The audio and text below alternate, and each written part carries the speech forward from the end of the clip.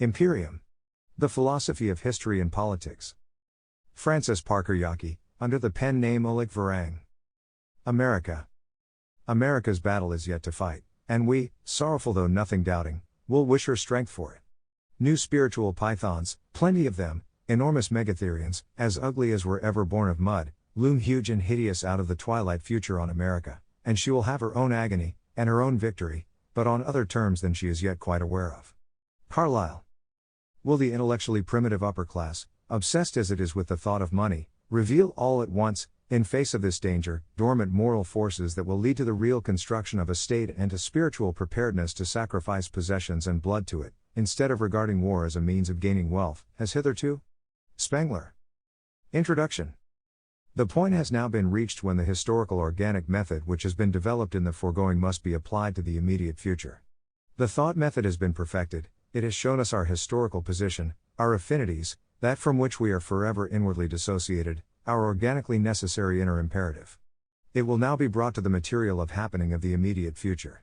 Having answered the what, there remains yet the how. The first step in practical politics is the assessment of facts.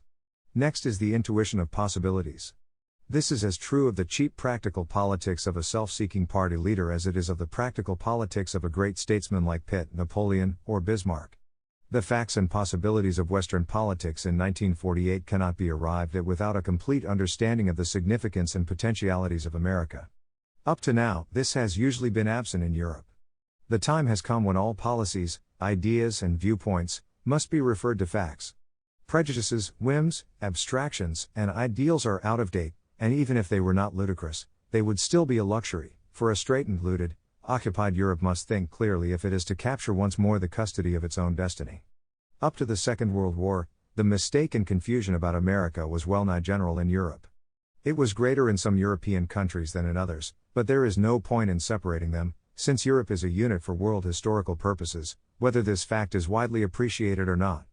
Europe suffers as a unit, it loses in world wars as a unit, and when it realizes its own unity, it can also win in world wars and impose its inner imperative on the form of the future. There is only one way this age can understand phenomena, and there is only one method to which organic units yield up the secrets of their past and future, that is the organic historical method. The character and potentialities of America are found in its history. The theses of cultural vitalism afford the means of understanding the significance, both to itself, and to the Western civilization, of the history of America. The origins of America. The American continent was populated by individual migration. The greater number of the immigrants came from the northern races of Europe during the period 1500 to 1890. During the colonial period, 1500 to 1789, the life conditions under which the incoming settlers lived were rigorous in the extreme. The hinterland was populated by hostile savages. The secured territory was a narrow strip of seaboard some 1,500 miles long. Beyond that was the vast, unexplored, unknown frontier. This word, an important one in understanding the national souls of the former nations of Europe, had an entirely opposite significance in America. Instead of a boundary between two power units, it referred to an area, vast, dangerous, and almost empty. It needed only to be conquered in order to be incorporated, and in this process, the greatest enemy was nature, rather than the savages, for in no case were the latter highly organized. Thus America did not develop in the early centuries the consciousness of political tension which arises from a true frontier. Whether or not a man penetrated into the hinterland to take land there for his own was a matter of his personal will. These millions of quadrat kilometers were not developed by state action, but by individual imperialism. This fact also is of the highest importance for subsequent American history. In the first place, these immigrants had in general the characteristic Gothic urge into the distance which had given to Western history its unique intensity. Whether they were adventurers or religious refugees, merchants or soldiers, they nevertheless left their European homes for an unknown and dangerous land of privation and primitive conditions. The new conditions under which they lived perpetuated and developed the instincts which had brought them there. In small groups these early Americans cleared the forests, built forts and homes. The farmers plowed the fields with rifles slung over their shoulders. The women worked in the homes with weapons at hand.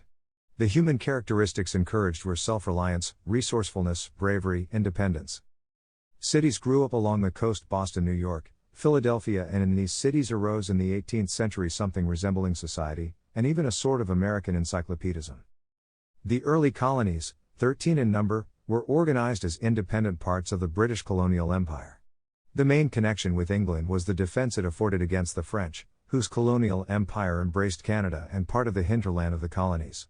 With the defeat and expulsion of the French armies from Canada, in the 1760s, the centrifugal forces in the colonies gained in strength, and French policy aided in every way to separate the colonies from England. Commercial and political motives were both present in the motivation of the American Revolutionary War, 1775 to 1783, but the thing of greatest interest at the present day was the ideology in which the colonial encyclopedists formulated their war aims. Most of the colonial propagandists Samuel Adams, Patrick Henry, Thomas Paine, John Adams, John Hancock, Thomas Jefferson, and Benjamin Franklin had been in England and France and had thus absorbed the new rationalistic idea which had triumphed in English society, and was conquering the French state and culture. The colonials adopted the French form of the rationalist doctrines, demanding the rights of man, rather than the rights of Americans. It was not the ideologists as usual who fought the war. It was the soldiers who did that, and this war was the most difficult America has ever fought.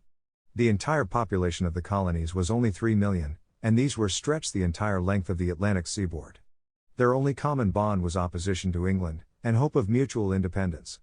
The British were stronger on the sea than the French, who were aiding the colonials, and the British not only enlisted the savages on their side, but also hired mercenary troops from the European continent for this war. Owing to Prussian and French assistance, the colonials were finally successful in concluding the war on the basis of complete independence from England. The war had been a civil war as well as a war for independence, and the leaders of the revolution had to conduct a terror at home against the loyalist elements of the colonial population. After the war, most of these emigrated to Canada, which remained British. If the revolution had been unsuccessful, the colonial leaders would have all been hanged for treason, but their success meant that they are regarded as the founding fathers in America. Owing to a small group of patriots and creators, history is always in the custody of a minority. The 13 colonies were united into a federal union. The leaders who brought about the union were principally Washington, John Adams, Franklin, Pinckney, Rutledge and, above all, Alexander Hamilton, the greatest statesman ever to appear in America.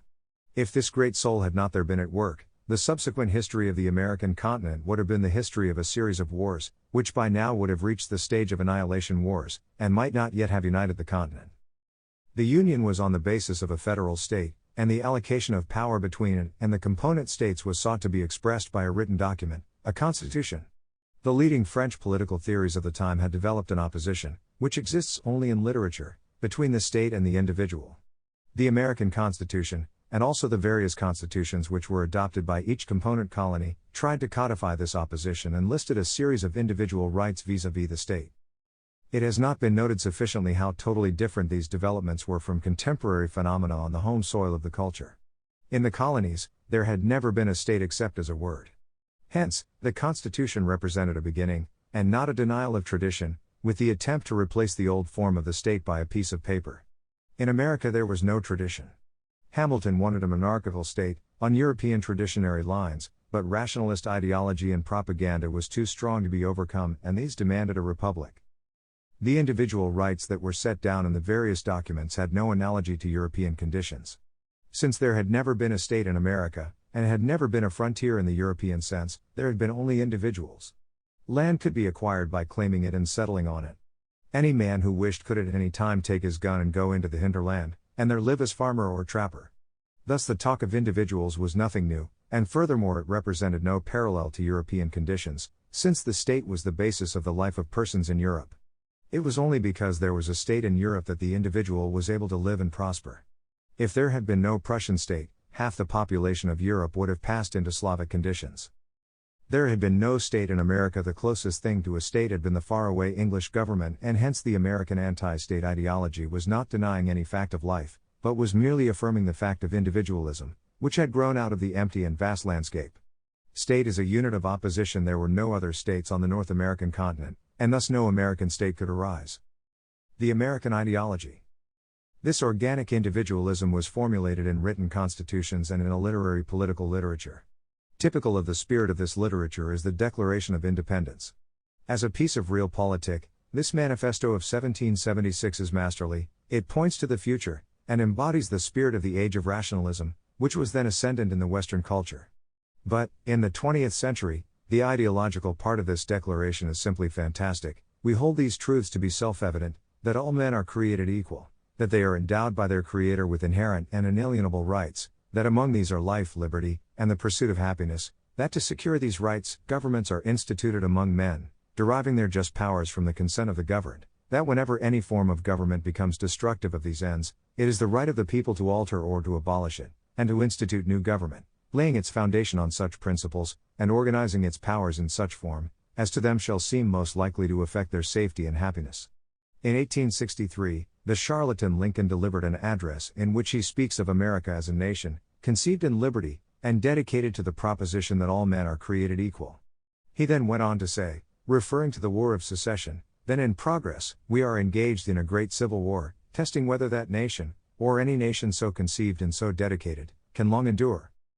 This ideology continued right into the middle of the 20th century, and was even, after the First and Second World Wars, when a totally different and utterly incompatible outlook was in the ascendant, offered to the home of the Western civilization as a model to imitate somehow. It was only the entirely fortuitous material success which attended American arms that enabled this ideology to survive late into a century which had outgrown it, and, not because it is important as a political outlook, but solely because it is an effective technique for splitting and disintegrating Europe, must this archaic ideology be examined here.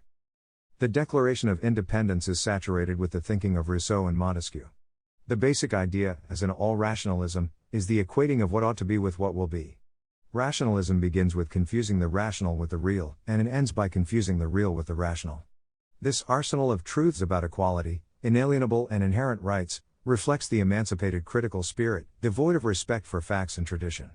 The idea that governments are instituted for a utilitarian purpose, to satisfy a demand of equal men, and that these equal men give their consent to a certain form of government, and then abolish it when it no longer serves the purpose, is pure rationalistic poetry, and corresponds to no facts that have ever occurred anywhere.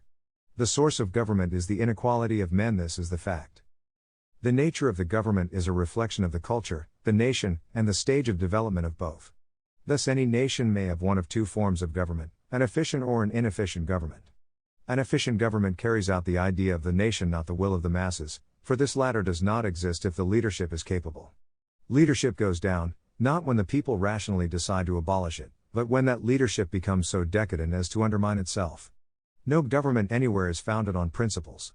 Governments are the expression of political instincts, and the difference between the instincts of various populations is the source of differences in their practice of government. No written principles affect the practice of government in the slightest, and the sole effect they have is to furnish the vocabulary of political struggles. This is as true of America as it is of every other political unit that has ever existed in 5 millennia of the history of high cultures. Contrary to a certain messianic feeling in America, America is not completely unique. Its morphology and destiny are readable in the history of other colonies, in our own, and in previous cultures. The reference in the Independence Declaration to government as having the purpose of affecting the safety and happiness of the population is more rationalistic nonsense. Government is the process of maintaining the population informed for the political task, the expression of the idea of the nation. The quotation from Lincoln still reflects the age of rationalism, and his contemporary Europe could feel and understand such ideology, although, since state, nation, and tradition existed still in Europe, even if weakened, there was always resistance to rationalist ideologies, whether of the Rousseau, Lincoln, or Marx variety. No nation was ever conceived in liberty, and no nation was ever dedicated to a proposition. Nations are the creations of a high culture, and in their last essence are mystical ideas.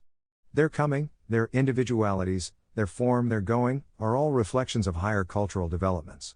To say that a nation is dedicated to a proposition is to reduce it to an abstraction that can be put on a blackboard for the instruction of a class in logic. It is a rationalistic caricature of the nation idea. So to speak of a nation is to insult and debase it. No one would ever die for a logical proposition. If such a proposition, which is also claimed to be self-evident, is not convincing, armed force will not make it more so.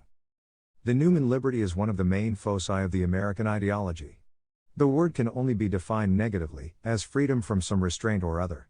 Not even the most rabid American ideologist advocates total freedom from every form of order, and similarly the strictest tyranny has never wished to forbid everything. In a country dedicated to liberty, men were taken from their homes, under threat of prison, pronounced soldiers, and dispatched to the Antipodes as a defense measure on the part of a government which did not ask the consent of its masses, knowing perfectly well such consent would be refused. In the practical sense, American freedom means freedom from the state, but it is obvious that this is mere literature, since there never was a state in America, nor any necessity for one. The word freedom is thus merely a concept in a materialistic religion, and describes nothing in the world of American facts. Important also to the American ideology is the written Constitution adopted in 1789, as a result of the labors of Hamilton and Franklin. Their interest in it was practical, their idea being to unite the 13 colonies into a unit. Since the Union could never have been brought about at that time on any sort of central basis, the most they were able to bring about was a weak federation, with a central government that could hardly be described as government at all, but only as a formulated anarchy. The ideas of the Constitution were mostly derived from the writings of Montesquieu. The idea of separation of powers in particular comes from this French theorist. According to this theory, the powers of government are three: legislative, executive, and judicial. Like all crystal clear rationalistic thinking, this is muddy and confused when applied to life. These powers can only be separated on paper, in life they cannot.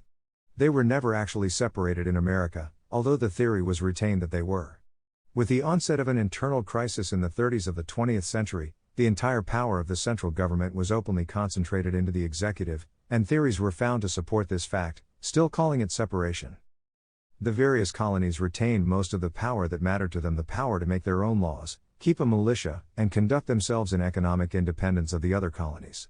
The word state was chosen to describe the components of the Union, and this led to further confused ideological thinking, since European state forms, where the state was an idea, were thought to be equivalent to American states, which were primarily territorial legal economic units, without sovereignty, aim, destiny, or purpose. In the Union, there was no sovereignty, that is, not even the legal counterpart of the state idea. The central government was not sovereign, neither was any state government. Sovereignty was represented by the agreement of 2/3 of the states and the central legislative, or in other words, a complete abstraction. If there had been 50 or 100 million Slavs, or even Indians, on America's borders, there would have been a different notion of these things. The whole American ideology presupposed the American geopolitical situation. There were no powers, no strong, numerous, or organized hostile populations, no political dangers, only a vast empty landscape, sparsely populated with savages. Also important to the American ideology was the feeling expressed above in Lincoln's address of universality. Although the War of Secession had nothing whatever to do with ideology of any kind, and in any case, the Southern legalistic rationale of the war was more consequent than the Yankee idea, Lincoln felt impelled to inject the issue of ideology into the war. The opponent could never be simply a political rival, bent upon the same power as the Yankee. He had to be a total enemy, intent upon wiping out the American ideology. This feeling informed all American wars from that time onward. Any political enemy was regarded ipso facto as an ideological opponent, even though the enemy had no interest whatever in American ideology. In the age of world wars, this ideologizing of politics was extended to a world scale. The power that America chose for enemy was perforce against freedom, democracy, liberty, and all the other magic, but meaningless, words of that category. This led to strange results. Any power fighting against the power America had gratuitously chosen for enemy became ipso facto a liberty, or freedom power. Thus both Romanov Russia and Bolshevik Russia were freedom powers. American ideology led America to claim countries as allies which did not return the compliment, but American ardor was not thereby dampened. This type of politics can only strike Europe as adolescent, and in truth, any pretense that 20th century forms and problems can be described in a 19th century rationalistic ideology is immature, or to be more blunt, silly. In the 20th century, when the rationalist type of ideology had been discarded by the advancing Western civilization, the American universalizing of ideology turned into Messianism, the idea that America must save the world. The vehicle of the salvation is to be a materialistic religion with democracy taking the place of God, constitution the place of the church, principles of government the place of religious dogmas, and the idea of economic freedom the place of God's grace. The technique of salvation is to embrace the dollar, or failing that, to submit to American high explosives and bayonets. The American ideology is a religion, just as was the rationalism of the French Terror, of Jacobinism, of Napoleonism. The American ideology is coeval with them, and they are completely dead. Just as inwardly dead is the American ideology. Its principal use at the present time 1948 is in splitting Europe. The European Michel element battens onto any ideology whatever which promises happiness and a life without effort or sternness. American ideology thus serves a negative purpose, and that only. The spirit of a bygone age can give no message to a subsequent age, but can only deny the new age, and attempt to retard, to distort, and warp it from its life path. American ideology is not an instinct, for it inspires no one. It is an inorganic system, and when one of its tenets gets in the way, it is promptly discarded. Thus the religious doctrine of separation of powers was dropped from the list of sacred dogmas in 1933. Before that, the holy tenet of isolation had been put aside in 1917, when America entered into a Western war which did not concern it in any way. Resurrected after the First World War, it was again discarded in the Second World War. A political religion that thus switches the changes on its supernatural doctrines is convincing neither politically nor religiously. The doctrine of Monroe, for instance, announced early in the 19th century that the entire Western Hemisphere was a sphere of American imperialistic influence. In the 20th century, this passed into the special status of an esoteric doctrine, being retained for domestic consumption, while the external dogma was called the good neighbor policy. The ideology of a people is merely intellectual clothing. It may, or may not, correspond to the instinct of that people. An ideology may be changed from day to day, but not the character of the people. Once that is formed, it is definite and influences events far more than they can influence it. The character of the American people was formed in the Secession War. The War of Secession, 1861 to 1865. Politics in America in the European sense there was none. The American Union was formed before the 19th century style of inner politics was developed. Political parties in their later form were unknown to the authors of the Constitution. The word party described a dangerous thing, factionalism, near treason. George Washington in his farewell to public life, counseled his people against the spirit of party. But ambitious men will always seek to have power, even the limited and irresponsible power available within the bounds of a loose federation. When tenure of power is limited to a few years, 4 years in the American Union, the main inner political problem becomes remaining in power. When the power is obtained by majorities in elections, the science of electioneering develops. Voters must be organized in order that the leaders may perpetuate themselves in office, and the technique of organization is the party. Organization takes funds, and it takes ideals. The ideals are for the masses of voters, the funds make it possible to spread them. The funds are more important because they are difficult to procure, whereas ideals are plentiful. This dependence of party organization upon a supply of funds brought about the situation in which rich men were able to make the party leaders and party organizations run things to please them. Even a party leader in office was not independent, for the rich man alone could keep him there. The name given in the books to this type of government is plutocracy, the rule of money. This was the American form during the whole 19th century, and it continued to the year 1933. The source of the wealth of the richest men in America during the period 1789 to 1861 was manufactures and trade. The richest men were found in the northern states, the manufacturing and trading places. The southern states had a totally non-plutocratic organization. A society arose there on a patriarchal and hierarchical basis. Half of the population belonged to the African race and was held as slaves by white landowners and planters. Slavery was less efficient than industrialism, for capitalistic purposes, because the slaves enjoyed complete security protection against illness, unemployment, old age, whereas the northern factory workers were as completely unprotected in these respects. This gave the northern industrialist one more advantage over the humanitarian slave owner. The industrialist's cost of production were cheaper. Factory workers who were wiped out by illness or other catastrophe were not the responsibility of the industrialists, they had only the disadvantages of slavery, whereas the Africans in the South had its advantages as well. The South was thus less mobilized economically than the North and consequently desired the cheapest possible manufactures, which meant, at that time, English imports. Northern industry could not compete well with English imports, and demanded a high protective tariff. The tariff issue was the focus of a political struggle for 3 decades before the war finally broke out. Once any issue, from whatever sphere of life it derives, becomes of sufficient intensity to become political, other motives come in to support it. Thus Yankee ideologists fastened on the idea of slavery and made it a war issue for the masses in the northern states. The financial labor exploitation of the northern capitalists was held up as humanitarianism, and the patriarchal care of the southern planter was branded as cruelty, inhumanity, and immorality. The ideological side of this war presaged coming American war conduct. The Secession War arose on the issue whether the southern states, comprising a unit based on an aristocratic traditional life feeling, with an economic basis of muscle energy, could secede from the Union, which had been captured by the Yankee element. The Yankee territory was organized on a financial industrial basis, with an economic basis of machine energy. For 3 decades, the main political issue in the Union had been the balancing of the number of representatives in the central government from northern states against those from the southern states. The South was on the defensive, for the North was outstripping it in wealth, power, and control of the central government. But because of its aristocratic tendency, the South had supplied a disproportionate number of the officers in the Central Army, and most of the war material was in the South at the start of the war. The anti-financial heroic attitude of the South gave it an immense advantage in the field against the Yankee armies, who were inoculated with a war propaganda of jealousy of the superior life in the South. The war was a contest not the last in Western history between quality and quantity. The North had all the war industries, most of the railroads, and 4 times the population available for military purposes. The material weakness of the South was too great to be compensated for by its spiritual superiority on the field of battle, where its heroic spirit gained victory after victory over superior numbers. The South could not replace its human losses, however, and this the Yankees could do, utilizing German and Irish immigrants in particular. This war was the largest-scale war in the Western civilization up to the First World War.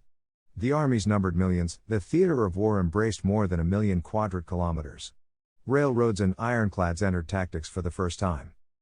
Napoleon had calculated, from his experience on 150 fields, that the ratio in warfare of the spiritual to the material is as 3:1.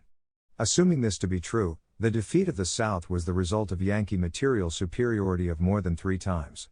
This war had many lessons for Europe, but was mostly ignored in the European capitals, which were still in the nationalistic petty state period, and not capable of large space thinking. It showed the enormous military potentiality in America, it showed the Yankee character, which was thenceforth to be the American spirit, it showed the enormous will to power of the New York plutocracy, it showed, in short, that a base for a world power had been laid here. The only European power which noticed it was the only one capable at that time of large space thinking, England, and England's attitude toward the war was throughout one of benevolent neutrality toward the South, to say the least. England was prevented only by the attitude of Russia from declaring war on the Yankee government. Southern commerce raiders were fitted out in English ports, and the Alabama was even manned with English mariners.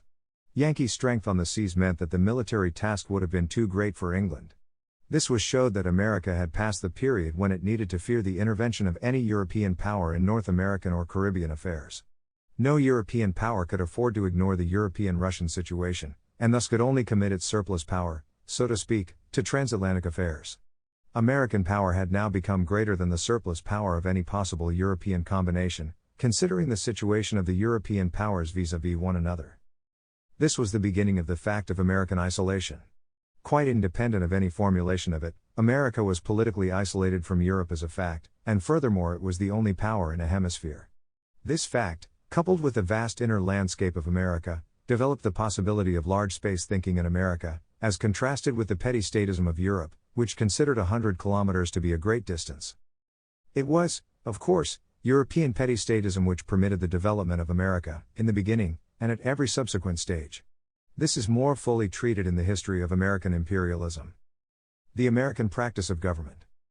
The actual form of the government of America was a plutocracy, but the technique through which this government was maintained was usually taken by superficial thinkers to be the real government. The great epoch in the history of practice of government in America is 1828. In that year Andrew Jackson was elected president of the central government, and he immediately announced the new conception of office holding as private economics. With his slogan "To the victor belongs the spoils," he dethroned forever the Federalist idea of a tradition of state service. Government henceforth was spoils for successful party politicians. The election of 1828 was the last appearance of the Federalist Party in an election. It retained for itself, however, control of the federal judiciary until the middle of the 19th century. Jackson's election also put an end to the aristocratic congressional caucus method of choosing the presidential candidates. Thenceforth the parties had nominating conventions for this purpose. The forces of tradition, which had been concentrated in the Federalist Party, no longer appeared in inner politics as an organized group. Their only remaining significance was social. Thus, all during the 19th century in America, there was no conflict of the European variety between party and tradition, between the constitution mongers and the aristocratic forces of monarchy, state, army, church. The constitution idea meant 3 different things in America, in England, and on the continent. In America the Constitution was the symbol of the beginning of the people. In England, the unwritten Constitution represented the organic link of the history of the English national soul binding together past and future. On the continent, Constitution represented the gathering point of all anti-traditionary forces, the break with the organic past, and the attempt to destroy state and society. In America, there was no tradition, but only a constitution. In England constitution and tradition were synonymous, on the continent, constitution and tradition were antitheses. In America, the practice of government was determined by the great fact that there was no state in America, and hence only private and party politics. In England, the practice of government was slowly developed over the centuries, and the English Constitution merely is the record of this development. On the continent, the practice of government, developed through centuries of tradition, was challenged root and branch by the rationalistic idea of substituting quantity for quality, wiping out history and tradition, and substituting the rule of a reasonable piece of paper which would guarantee forever the rule of reason, humanity, justice, and the rest of it.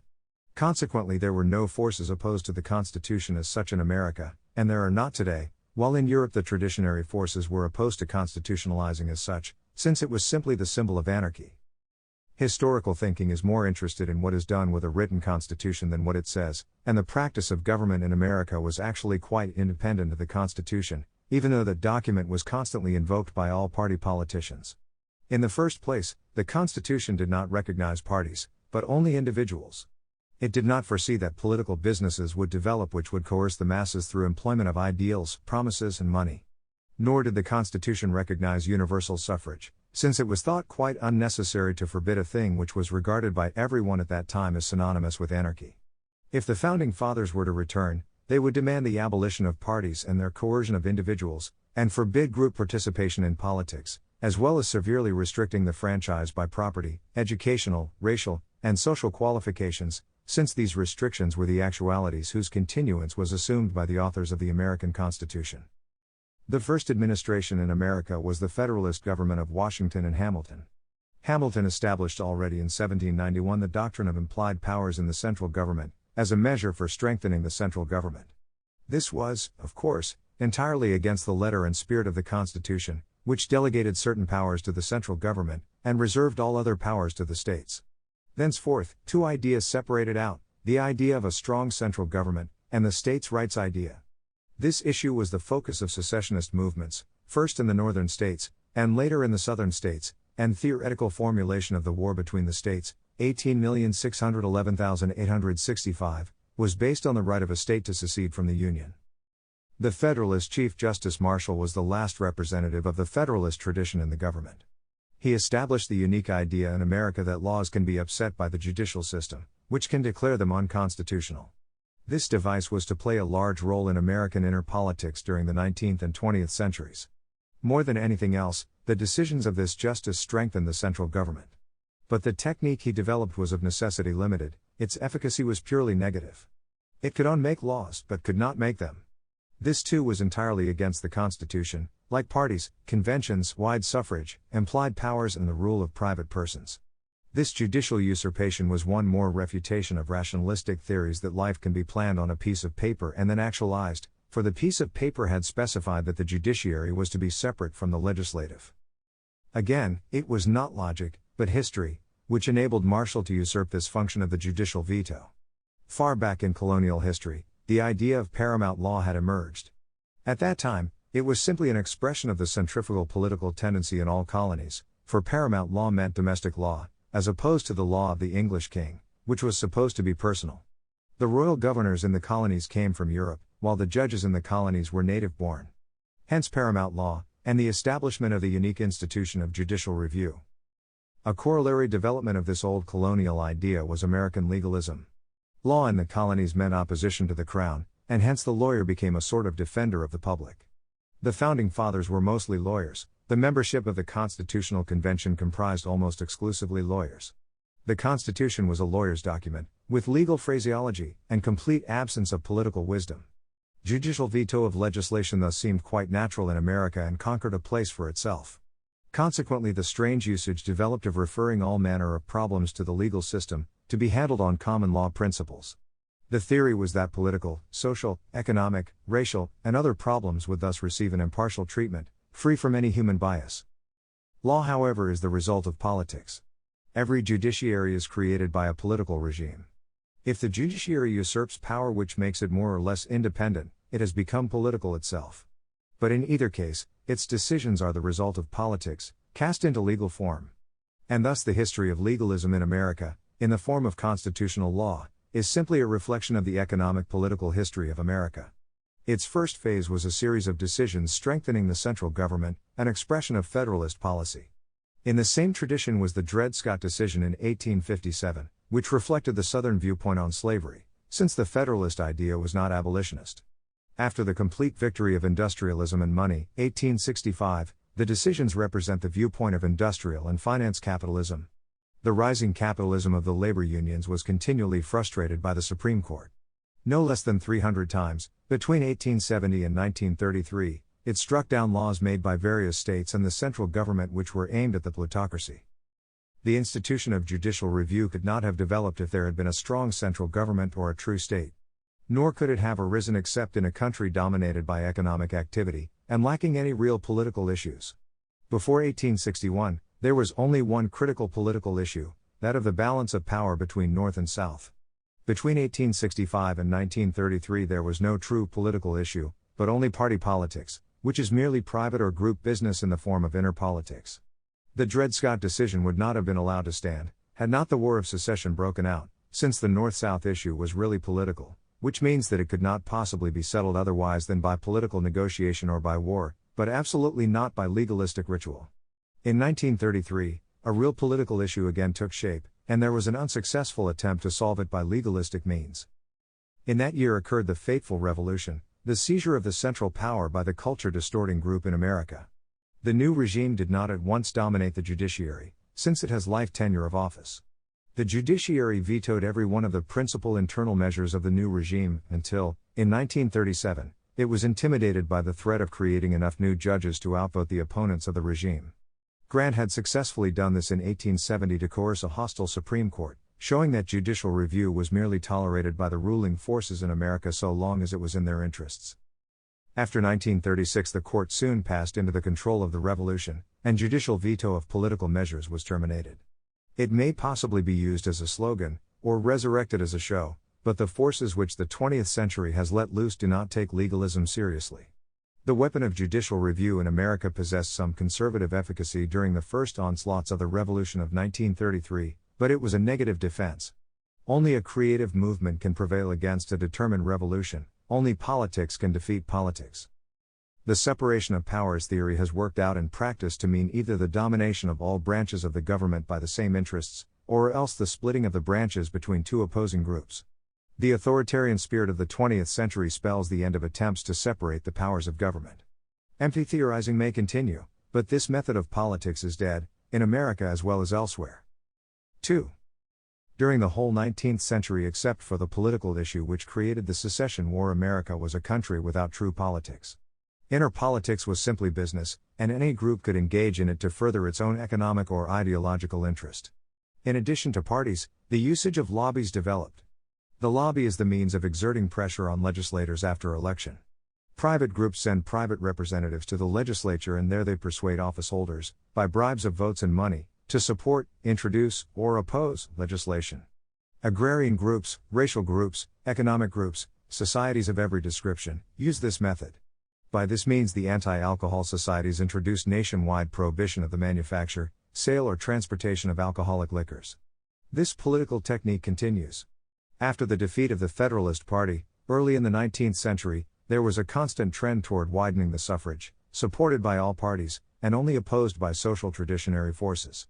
Party always wants the widest possible suffrage, since this completely deprives the electorate of power.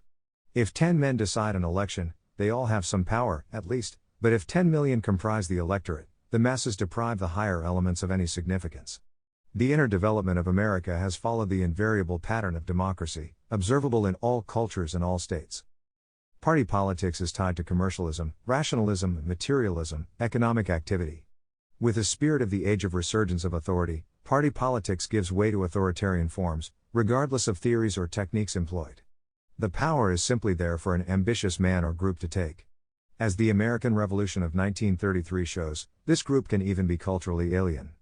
The actual technique for instituting authoritarian rule in America was instructive. The two established parties, Republican and Democratic, had enjoyed, under various names, a monopoly of inner politics for a century. It was simple for a group determined on the seizure and maintenance of absolute power to penetrate both of these older formations, and so bring under its control the entire means of expression of internal politics. Only two candidates or, rarely, three could be nominated for the presidency. If the same group nominated them all, it was secure against all means of eviction save revolution by force. This was done, and the result was shown by the elections of 1936, 1940, 1944 and 1948. During the 19th century of economic obsession in America, the idea of instilling efficiency into any phase of the public political life occurred to no one. The situation was allowed to develop in which 48 administrative units, theoretically sovereign, are maintained, each making its own laws on all subjects, levying its own taxes, operating its own educational system, judiciary, police, and economic program. Within the continental United States, there were, in 1947, 75,000 units levying taxes. Each unit can create a public debt, and this must be done through the great private banking houses. In 1947, the total public indebtedness of America was a greater figure than the total assessed tax valuation of the country. This wide distribution of the apparatus of public power has meant that exactly the opportunities of corruption and misrepresentation which inhere in the central government are reproduced in miniature thousands of times over. The American Revolution of 1933 was not directed toward reorganizing this state of affairs, but was interested primarily in external affairs. The background of the intervention of this regime in world affairs is the history of American external affairs, after which the aims of the regime will be shown in detail. The history of American imperialism. America acquired its far-flung empire with less bloodshed than any previous conquering nation in the history of the planet. Every other power that has ever held sway over subject peoples has purchased its position with long and heavy warring. An empire cannot remain at peace. Peace and empire exclude one another. The hardest war America ever fought was its first one, from 1775 to 1783. From Lexington to the Treaty of Paris was a long, bloody road, and one that at any time could have taken the opposite turning. The American regime of those days was not one of full coffers and vast resources that could join late in a war on the winning side of a worldwide coalition against one power. It was not in the enviable position of a gambler who can keep his winnings, but need not pay if he loses. Those leaders actually risked their lives in that war, and if they had lost, a hangman's noose would have been waiting for them. The people who have supplanted the descendants of these proto-Americans would in that case call them war criminals, which is the name they devised for the defeated leaders in a war. For were they not conspirators against humanity, wagers of aggressive war, and the rest of it? Could not this small band of generals, propagandists, statesmen, ideologues, financiers, have been easily fitted into a courtroom for a year-long trial where a predetermined judgment could have been passed upon them? They had no need, however, to fear any such performance, but they were legally traitors to their sovereign king, and a legal tribunal with actual jurisdiction could have been constituted against them. The American colonists were successful only because of aid from France and volunteer assistance from military men of high ability, like von Steuben, de Kalb, Lafayette, Pulaski. This foreign aid was decisive. England was involved elsewhere for bigger stakes, and was unable to devote sufficient military attention to the colonial uprising.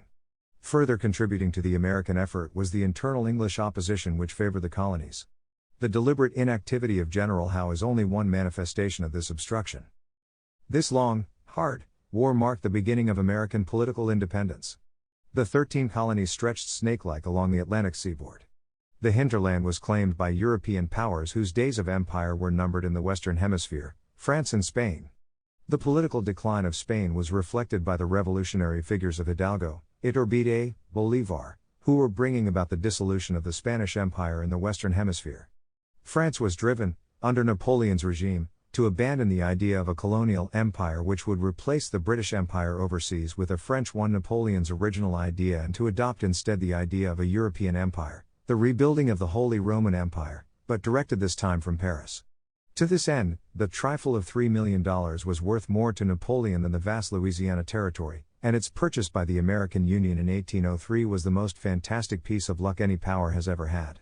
Frederick the Great had to fight 7 heartbreaking years to gain tiny Silesia, and 2 more wars to hold it. Napoleon fought 20 years against 6 coalitions to control Western Europe. England paid a son for every square mile of its empire, and so on through the pages of imperial history.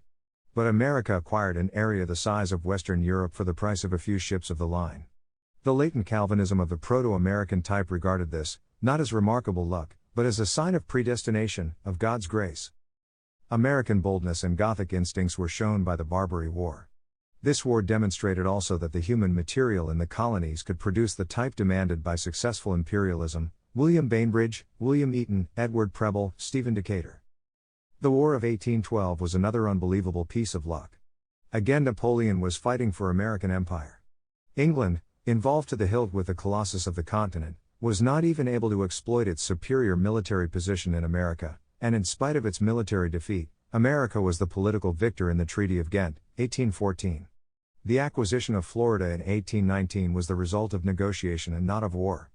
Already at this time, the Austrian maxim could have been paraphrased for America, belligerent alii, tu, felix America. The great Hamilton, at the very beginning of the Union, had counseled the annexation of Cuba, and others demanded it during this decade, but it was not to become actual until 1900. But at this time, occurred an event that ranks with the great audacities of history. The manifesto to be known as the Monroe Doctrine was delivered in the year 1823. This manifesto announced that America was preempting an entire half of the globe for itself.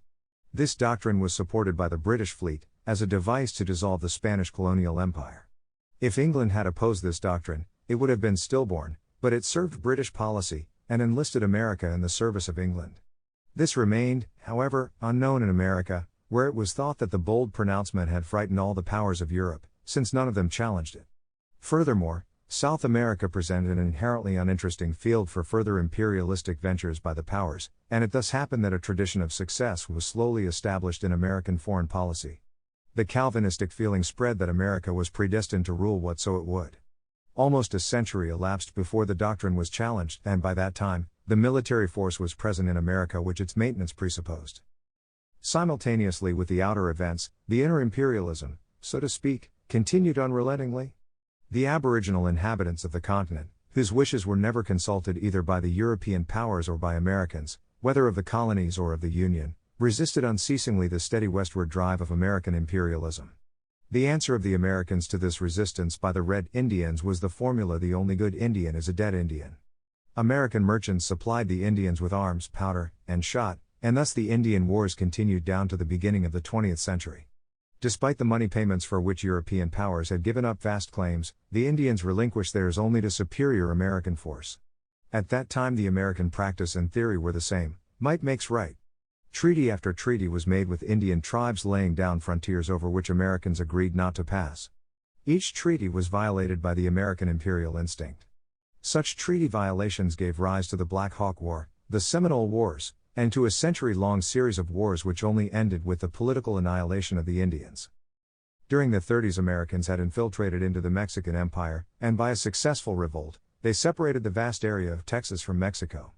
Less than 10 years had gone by before this area was annexed by the Union. An area larger than any West European power had been seized with only small-scale fighting. In 1842, by treaty with England, the northwest boundary was extended. Oregon was definitely incorporated in 1846. But meantime the imperial instinct looked from Texas toward the Pacific, over Mexico. It was decided to deprive Mexico of 2/3 of its territory, and since this could hardly be done by purchase or treaty, a war was planned. Mexico caused the war, by refusing to submit to American imperialistic demands.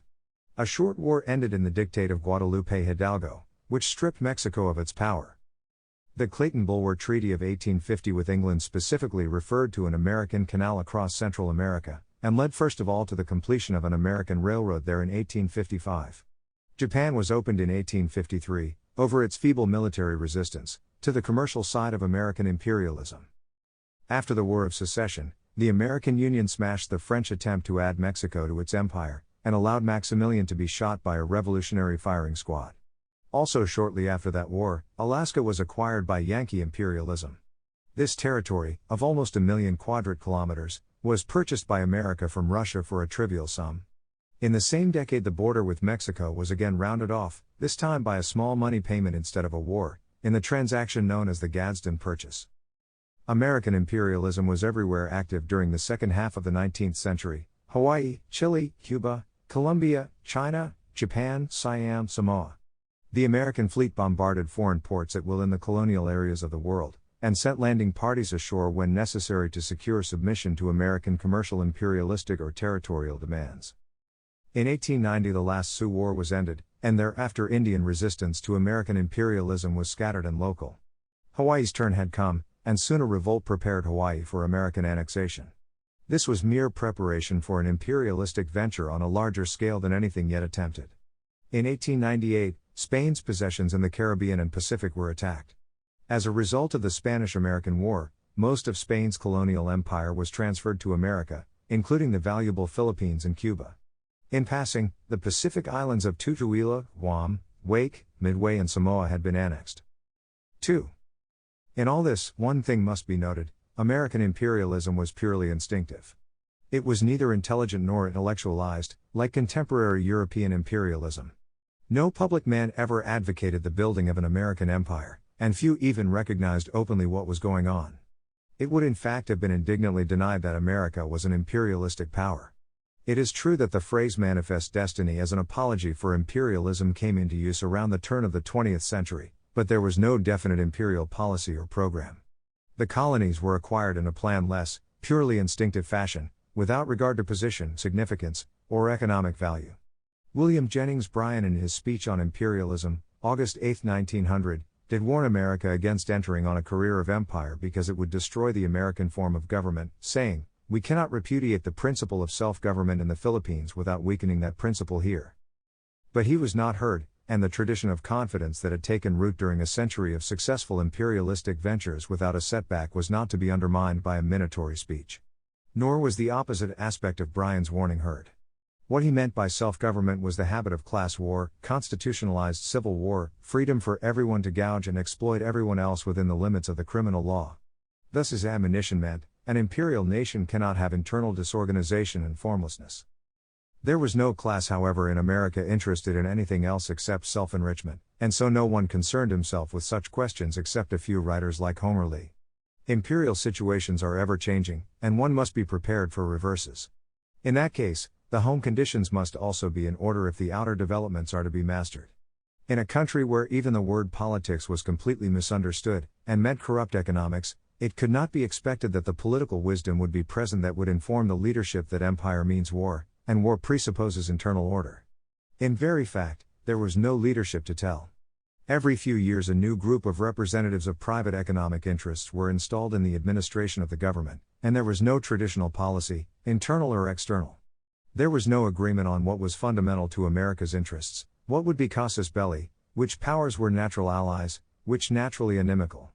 The leaders at any one time were mainly self-interested, obsessed with the grand problem of perpetuating their tenure of office.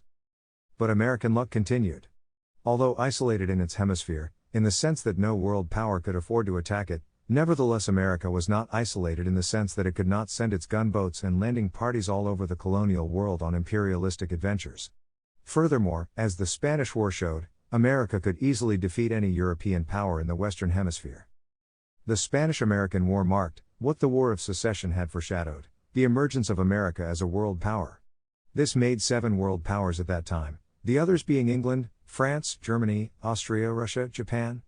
Among these, only Russia, Germany, and England were in the first rank. America was excluded solely by reason of its geographical isolation. It could act against a world power in the Eastern Hemisphere only with allies, and in a subordinate role. This was the situation at the beginning of the 20th century, the age of annihilation wars. For a full century 1800 to 1900 America had been engaged in imperialism, in the Caribbean, in South and Central America, all over the Pacific, and in the Far East. The sphere of American military influence was by 1900 larger than that of any other power except England. It had not in any way condensed or formed its empire, because of the purely instinctive nature of American imperialism.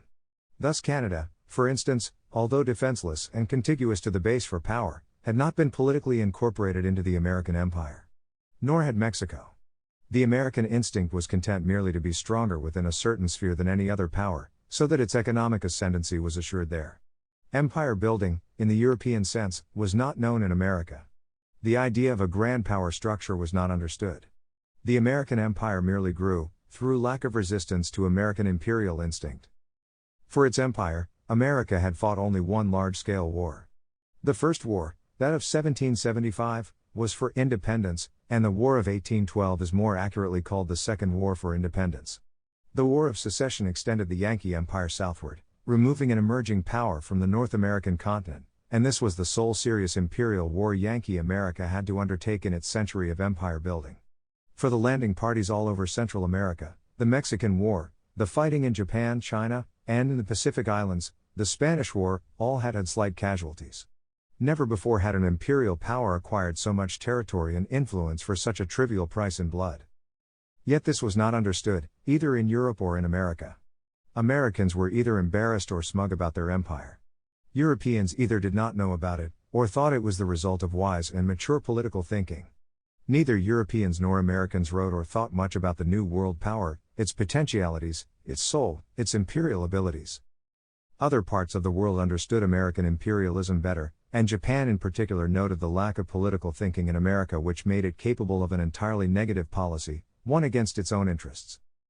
Certainly no power in Europe, no government, no person in 1900 thought that it was within the realm of possibility that within 2 decades an American army of 2 millions would be transported across the Atlantic to fight in an intra-European war.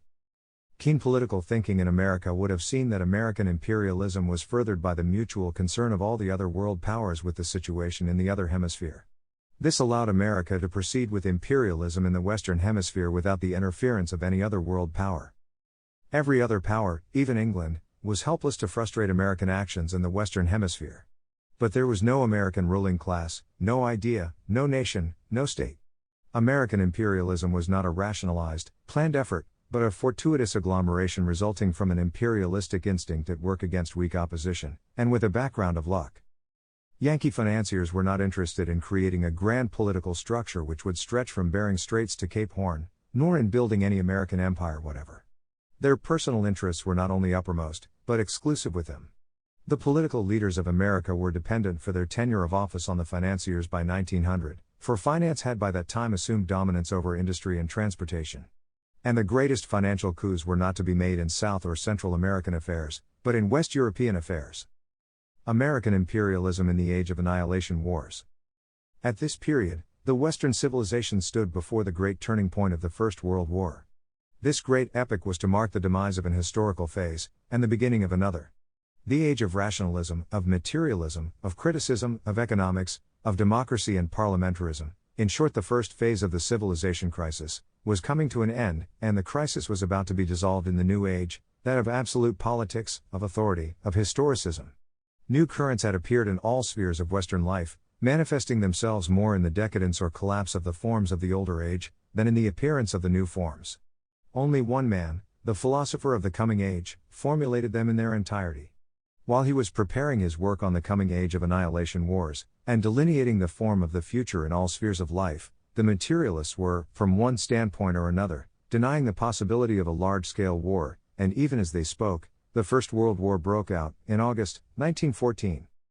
The old Spanish traditions of cabinet diplomacy gave their last performance with the Austrian negotiations with Serbia in July, 1914, and then vanished forever from the Western civilization. The war was only the political aspect of the transition from one age into the next, but since action, and not thought, is decisive for life, the war took up into itself the entire significance of the world epic. The cultural aspect of the war was the passing of the 19th century stage into the 20th century stage of the Western civilization. That meant the demise of the English world idea, and the triumph of the Prussian world idea, for England had been the nation inwardly imbued with the idea of the first phase of the Western civilization: rationalism, materialism, the spirit of economics, parliamentarism, nationalism, and Prussia was the nation destined to give to the 20th century its appropriate form. This conflict on the cultural plane was independent of any conflict on the political plane. Only one of these ideas could triumph, only one expressed the spirit of the new age. The alternative to the Prussian idea is chaos.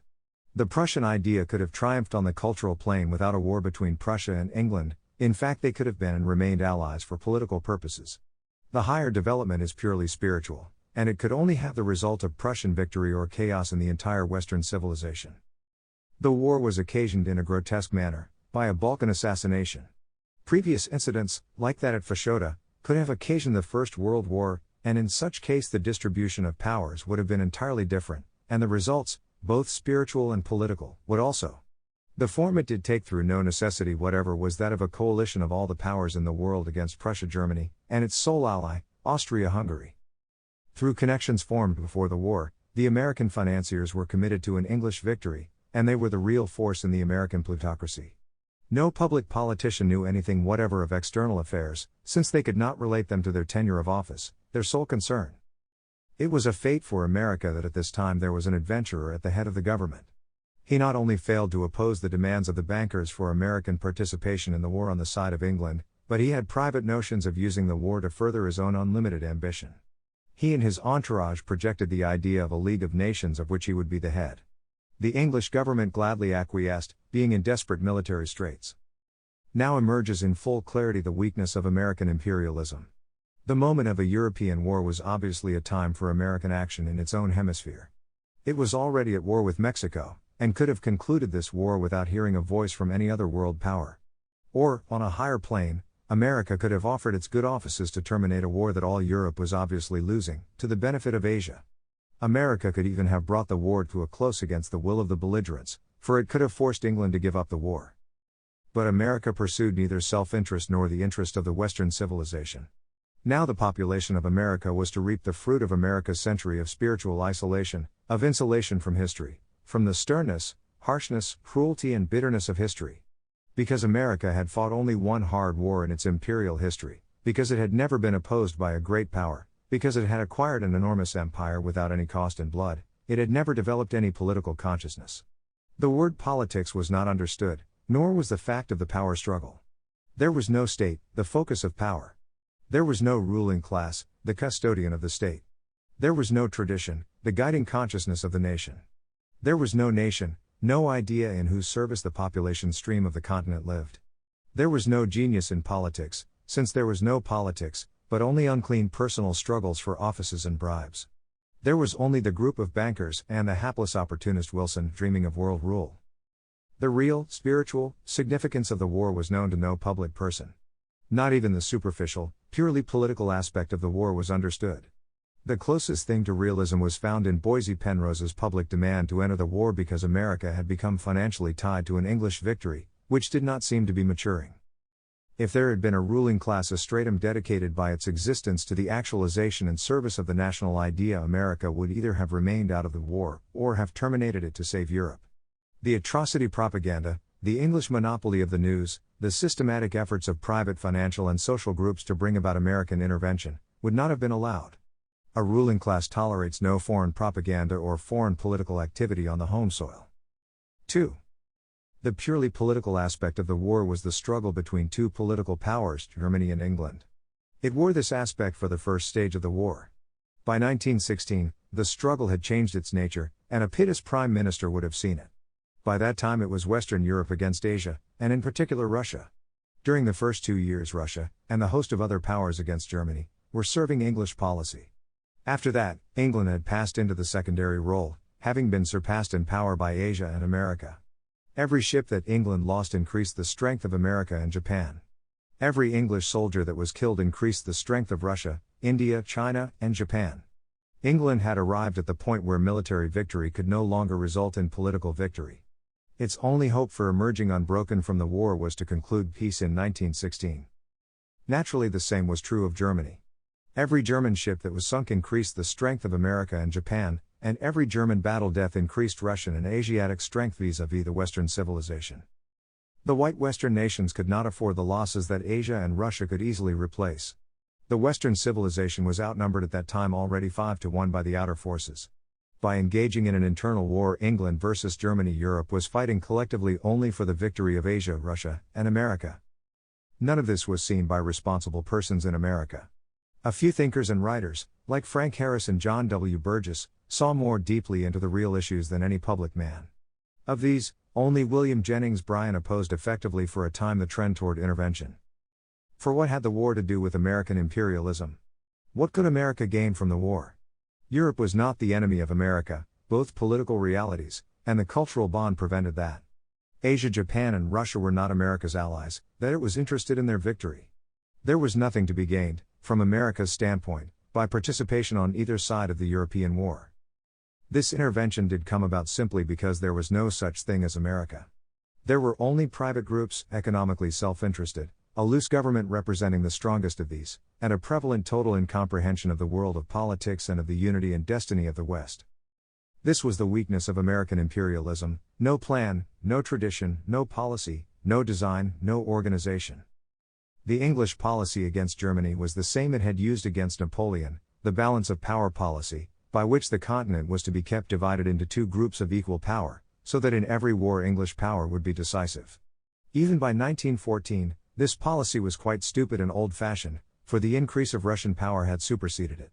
Those who had looked beneath the thin veneer of Western culture, by virtue of which alone Russia belonged to the Western state system, and who had the discernment to assess rightly the snarling Asiatic nihilism under the tenuous crust, knew that the long-range interests of the nations of Western Europe were identical, and that the continuance of petty statism and inter-European wars would be fatal to Europe's monopolistic power position in the world, and to each European state. This sort of thing was utterly unknown, unsuspected, undreamed of, in economically obsessed America. When the war did come, the populace reacted with a carnival spirit, as if to a new type of public game or sport. Nor did America learn anything about politics from the war.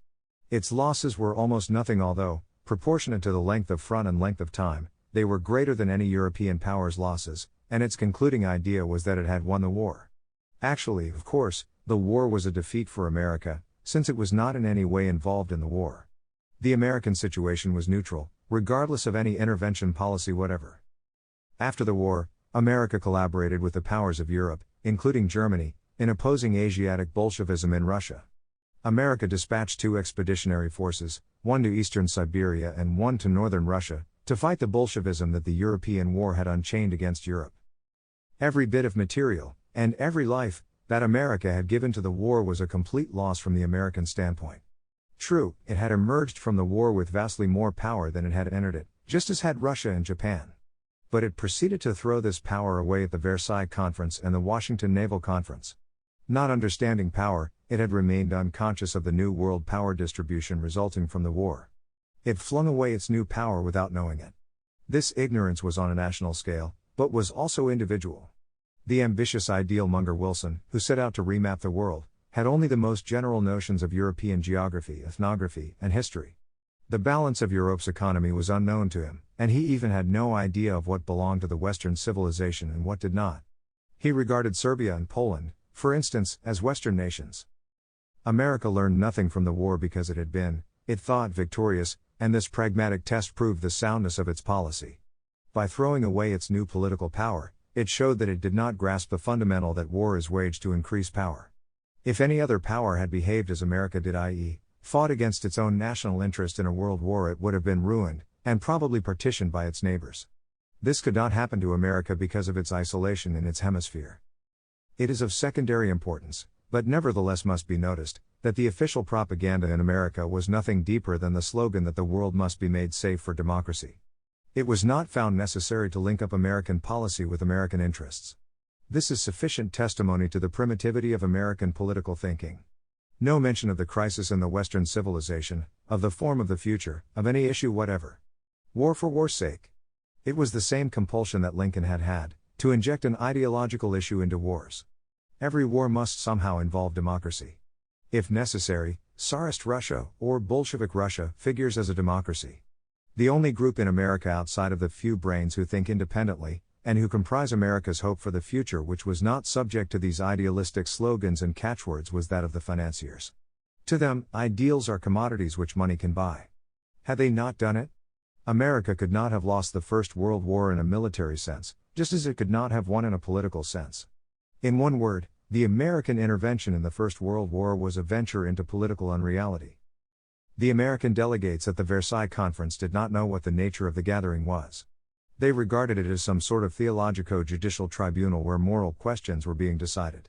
This collective hallucination, which the European delegates did nothing to disturb, resulted in the strange moralistic terminology of the Versailles Dictate. The vocabulary of this dictate was American, the provisions were English. The Americans were writing, as they thought, an epilogue to history, a sequel to the last of all wars forever. The English were preparing their initial positions for the next war. 3. The net result of the Versailles Conference was a complete failure for Europe. The petty states retained their political sovereignty vis-à-vis one another. The transfer of power to areas outside of Europe was thus confirmed. The ground was laid for a Second World War on the exact lines of the First. To make more occasions for its outbreak, a host of microscopic states were created. Small space thinking was the order of the day. Old-fashioned nationalism, which had brought the entire West to a colossal defeat, was reaffirmed. The stupid ideology of Wilson and his entourage was written into European political documents. Questions of guilt were introduced into politics, along with international morality, sanctity of treaties, and similar asininities. Yet towering over the whole landscape was the great fact: all Europe, and particularly England, had lost the war. In the New World picture, there were four powers: Russia, America, Japan, and England. The strongest power, if it had only known it, was America, but, as we have seen, it relinquished most of its new power. The historical fact that had been demonstrated, however, the certainty of complete American ascendancy in any Anglo-American alliance was not to be withdrawn, and remained there for the political instruction of all Europe. The result of the European debacle was a powerful negative reaction throughout the American population. The soul of the American people turned with disgust against the European adventure, and no alert politician dared advocate America's entry into the League of Nations, or any of its appurtenances. The bankers had won the war, and had no interest in Wilson's personal world rule ambitions. But this reaction was not to be taken as an abandonment of American imperialism. That cannot be abandoned, coming as it does from the instinct of the people's soul. The war was detested precisely because it had been off the road of imperialism. The American imperial march continued. American Marines and naval forces continued to move about the coasts of the Caribbean and the Pacific, bombarding and landing troops, just as they had done for the previous century. Chinese ports were attacked, but no longer Japanese ports, for the First World War had made Japan into a great power, despite the fact that its war effort was nil. Nicaragua was attacked and occupied for years by American forces in the 20s. Hardly had the troops in Nicaragua reached their objectives when America, allied with Japan, attacked China in 1927. The occasion of the war was Chinese resistance to Japanese and American commercial imperialism. Heavy reprisals were administered for the shelling of an American oil plant at Nanking. While it was engaged in imperialistic fighting, America sponsored the Kellogg Pact. This famous treaty was supposed to do away with war. The mere fact that numerous Western governments signed this elaborate piece of nonsense was a grave sign of the sickness of the Western civilization. Together with the political defeat of all Europe, a surface victory had also been gained in the First World War by the 19th century idea over that of the 20th century. The result was chaos in Western Europe after the First World War: complete disorganization, lack of public comprehension of the new economic, social, spiritual, and political problems created by the forward development of the civilization, and as a result of the debacle of the war. American commercial imperialism was busy in South and Central America during all this time. For instance, revolutions were brought about in Panama, Peru, Chile, Paraguay, and Salvador, all in the year 1931. Another revolution was brought about in Chile the following year. In 1931, private American forces exerted strong influence on the Spanish situation, and helped create the situation which was to result in the Civil War of 1936 to 1939. Cuba was another country nominally independent which felt American imperialism. American imperialism followed, after as before the First World War, the same double pattern: continual grasping after more power on further horizons on the one hand, complete inability to organize, plan, or intellectualize this conquest, on the other hand. As an example of the confusion, there was the ideology of non-recognition, according to which America would not recognize whatever that means the acquisition by another power of territory by force of arms. And yet the entire American empire, including its original base, was acquired as the result of American armed force. This includes the purchases, which were only sold to America because of American military preponderance in its part of the globe. But to touch upon this subject is to arrive at the American Revolution of 1933. The American Revolution of 1933. The American War for Independence, 1775 to 1783, was regarded by two different types of participants in two different aspects. The creative leader types, like Hamilton, Washington, Franklin, Rutledge, saw it as an international war between an American nation, in the formative stage, and England. This American nation was to them a new idea, and the various ideological slogans and ideals which were used as propaganda material were not the essence, but only the temporary clothing of the new national idea. For under types like Samuel Adams, Thomas Paine, and Thomas Jefferson, however, the war was a class war, and the independence idea was only a technique for actualizing the equality ideals of rationalistic literature. The implementation of these equality ideals has always taken the form of jealousy, hatred, and social destruction, in America and in Europe. The class warriors regarded the war as a struggle for equality, not a fight for American national independence. They hated monarchy, leadership, discipline, quality, aristocracy, anything superior and creative. The nation idea immanent in the minds of the creators, led by Hamilton, was the healthy and natural organic ranking of the population from the top down, with a monarch and aristocracy at the top, educated from birth to the idea of service of the national idea. They conceived, already at that early stage, the idea of a planned American imperialism over the hinterland of the continent, and in the Caribbean. The two ideas continued through the history of America. Class war is an autopathic culture disease which arises with the beginnings of the civilization crisis, and is only finally liquidated with the end of that crisis, and the beginning of the second phase of civilization, the resurgence of authority. America's entire history up to now has been within the first organic phase of civilization, which set in for the Western culture about 1750, triumphed in 1800, and is now inwardly accomplished. Class war has thus always been looked upon as natural and normal in America, instead of as the expression of a great culture crisis with an origin, direction, and end. The class war forces, led by Jefferson at the time of the founding of the American Union, in 1789, have been in the unique situation in which there was no ideology whatever opposed to them. Since the defeat of the Federalist Party, in 1828, there has been no spiritual, but only crude economic resistance to class war in America. That it has proceeded to lengths of destruction in America to which it never could proceed in Europe is owing, however, not to this alone, but to the presence of extra-Western forces. These forces have intervened in the public life of America, and of necessity have distorted that life and warped it away from its Western origins. The very nature of a colony, as has been seen, not only generates centrifugal political tendencies, but also weakens the bond with the mother soil of the culture, whence the inner life of the colony derives. This makes the colonial area one of low culture sensitivity, and low resisting power to extra-cultural forces. It is this low resisting power to subcultural and extra-cultural forces that has brought about the obsession with economics, and has allowed the unparalleled influx of cultural aliens to take place over the past half-century. At the Constitutional Convention, 1787, Benjamin Franklin sought to have included in the projected Constitution a provision forever excluding the Jews from America. The humanity and equality ideologists, knowing nothing whatever of what Franklin had in mind, unacquainted completely with the Jew, for there were almost no Jews in America until a century later, rejected Franklin's advice. His warning that if they did not, their descendants would be working for the Jews within 2 centuries was not heard. These ideologists only knew of humanity, and wished to ignore the vast difference between those human beings within and those without a given world feeling. Immigration into America during the 19th century was from all parts of Western Europe, but principally from England, Germany, and Ireland. Toward the end of the century began the Jewish immigration, and shortly thereafter the influx of Balkan Slavs, Russians, and Eastern Mediterranean peoples. Feeble defensive measures were taken, like the Immigration Act of 1890, which put a quota on populations from each European country, calculated so as to favor Northern European immigrants over Slavs and Levantines. None of this, however, affected the Jew, for, stemming from a different culture, his movements are invisible statistically to Western nations. He came in under the English quota, the German quota, the Irish quota, and every other.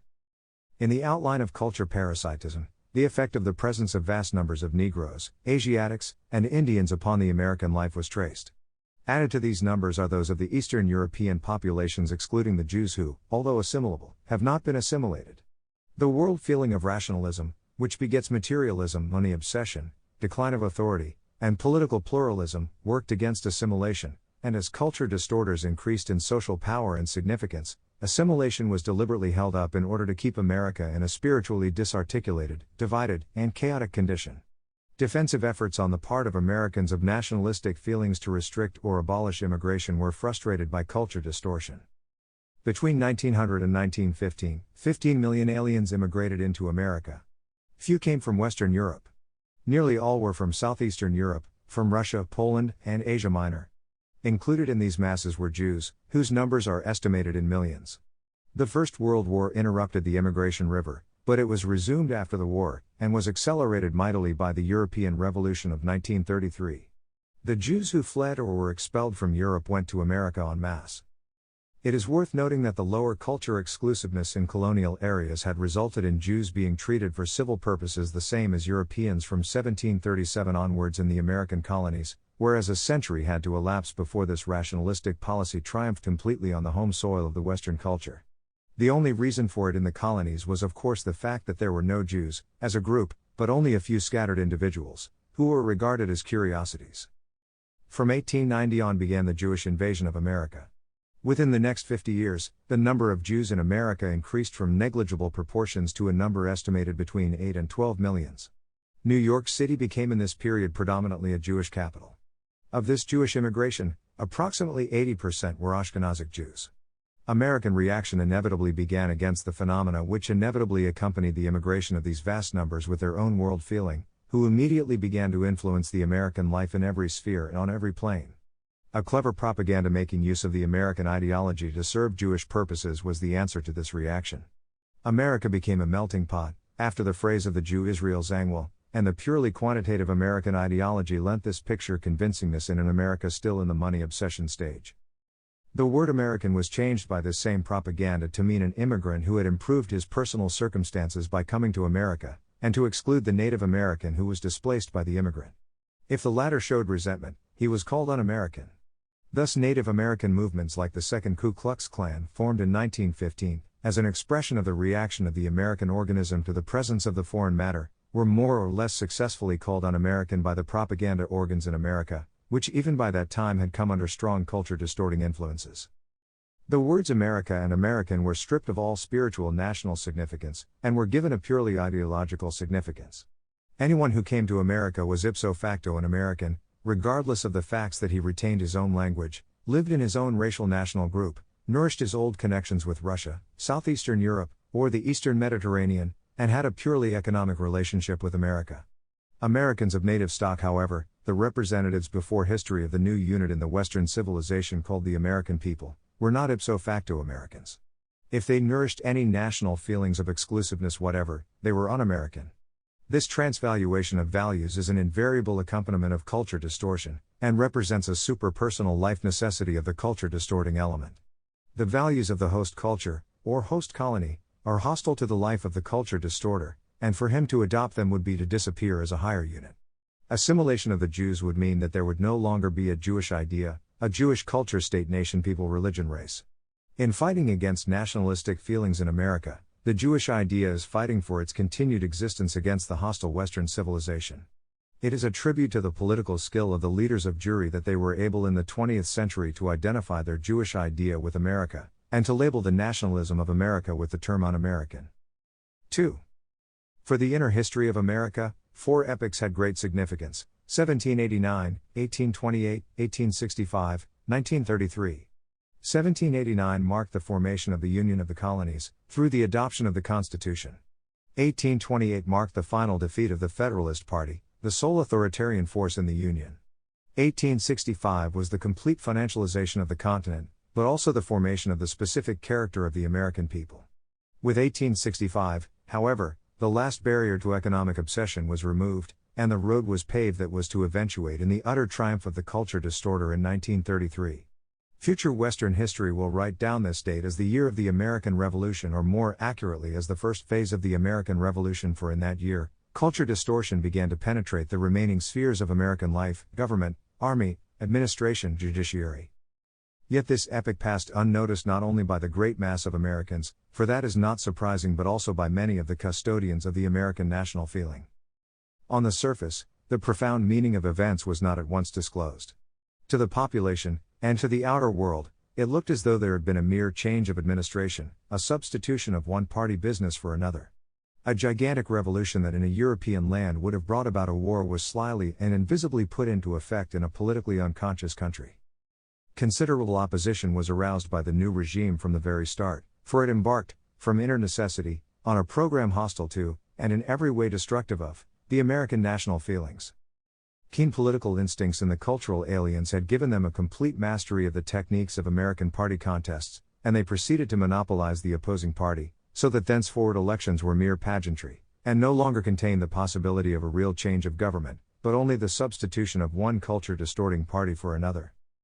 Early in the revolution, foreign affairs were adapted to the policy of the distorter.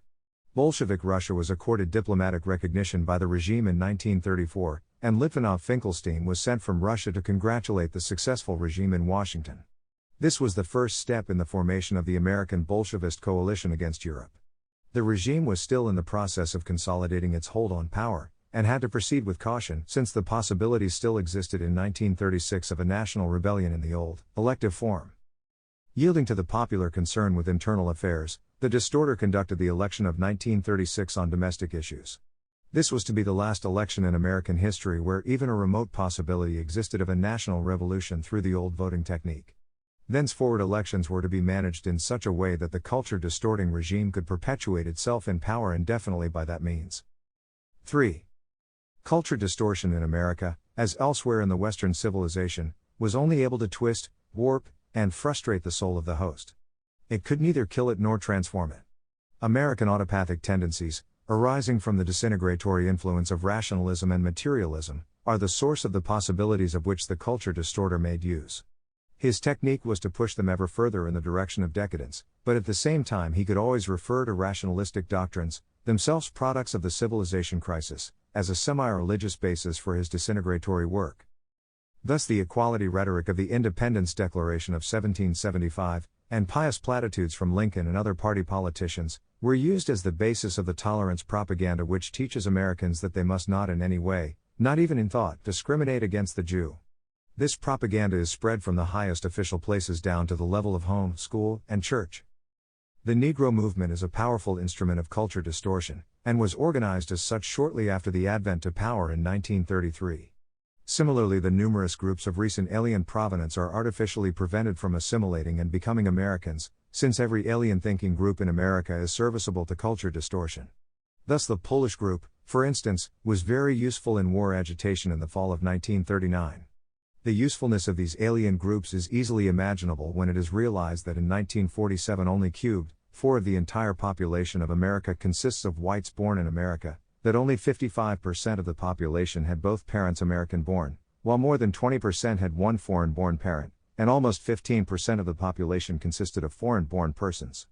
More than 1,000 foreign-language newspapers and periodicals appear in America, in 40 different foreign languages.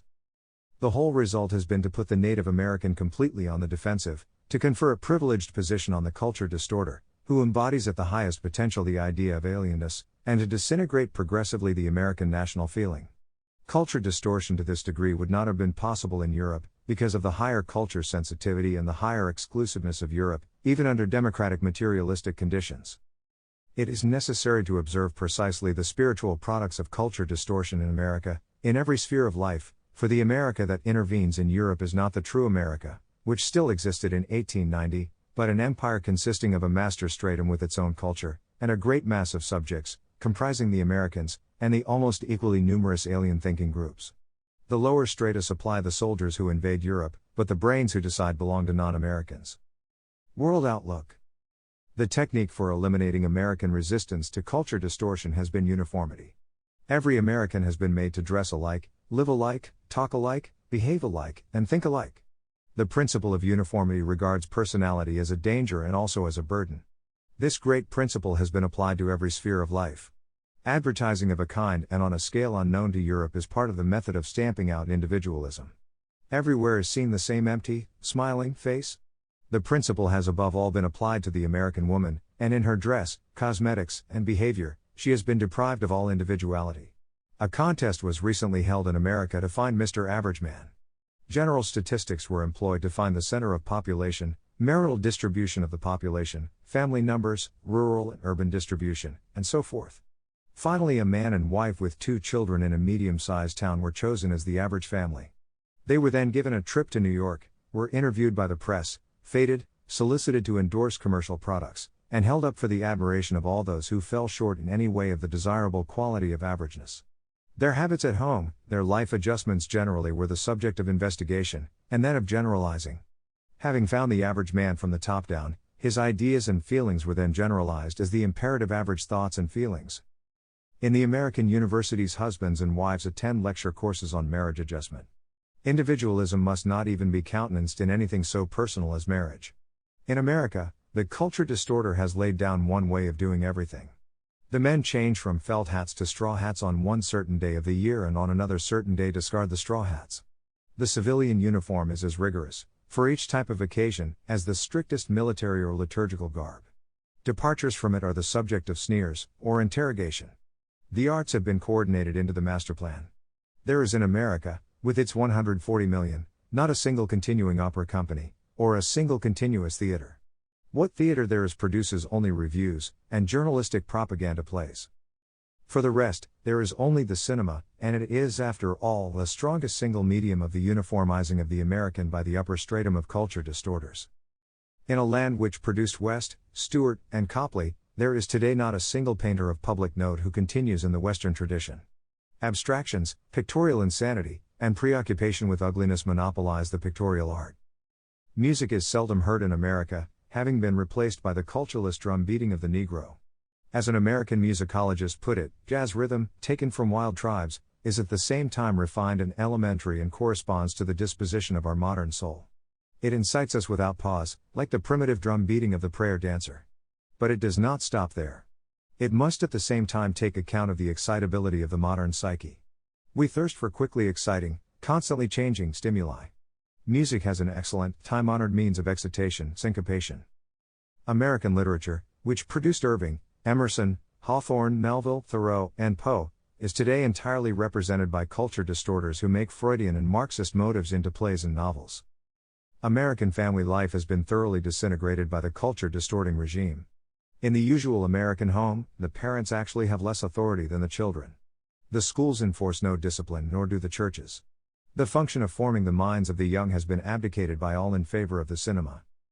Marriage in America has been replaced by divorce. This is said with no paradoxical intent.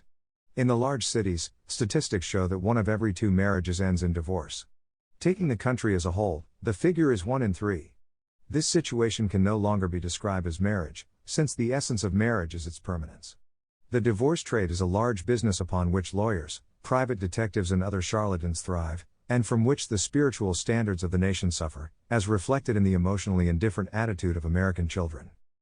The Western erotic, grounded in the chivalry of Gothic times, with the concomitant honor imperative of the centuries of Western history, has been driven out.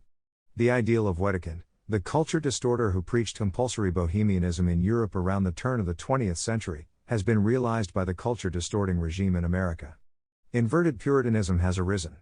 In this new feeling, the Puritan outlook is retained in sexual matters only to scoff at it in the cinema and in literature. Baudelaire's thesis in Evil Only Lies Bliss has been taken over by the distorter, and has resulted in the progressive disintegration of American morality in all spheres. In this effort, jazz music is a useful appurtenance, for this primitive beating is nothing but the expression of lust in the world of sound, a world which is capable of expressing all human emotions, both higher and lower. A part of this general perversion is the physical youth mania that has been spread abroad in America. Both men and women, but especially the latter, are inwardly obsessed with the idea of remaining physically young in appearance. Advertising plays upon these fears and commercializes them. The girl is the ideal feminine type. The mature woman aspires to be a girl, but not vice versa.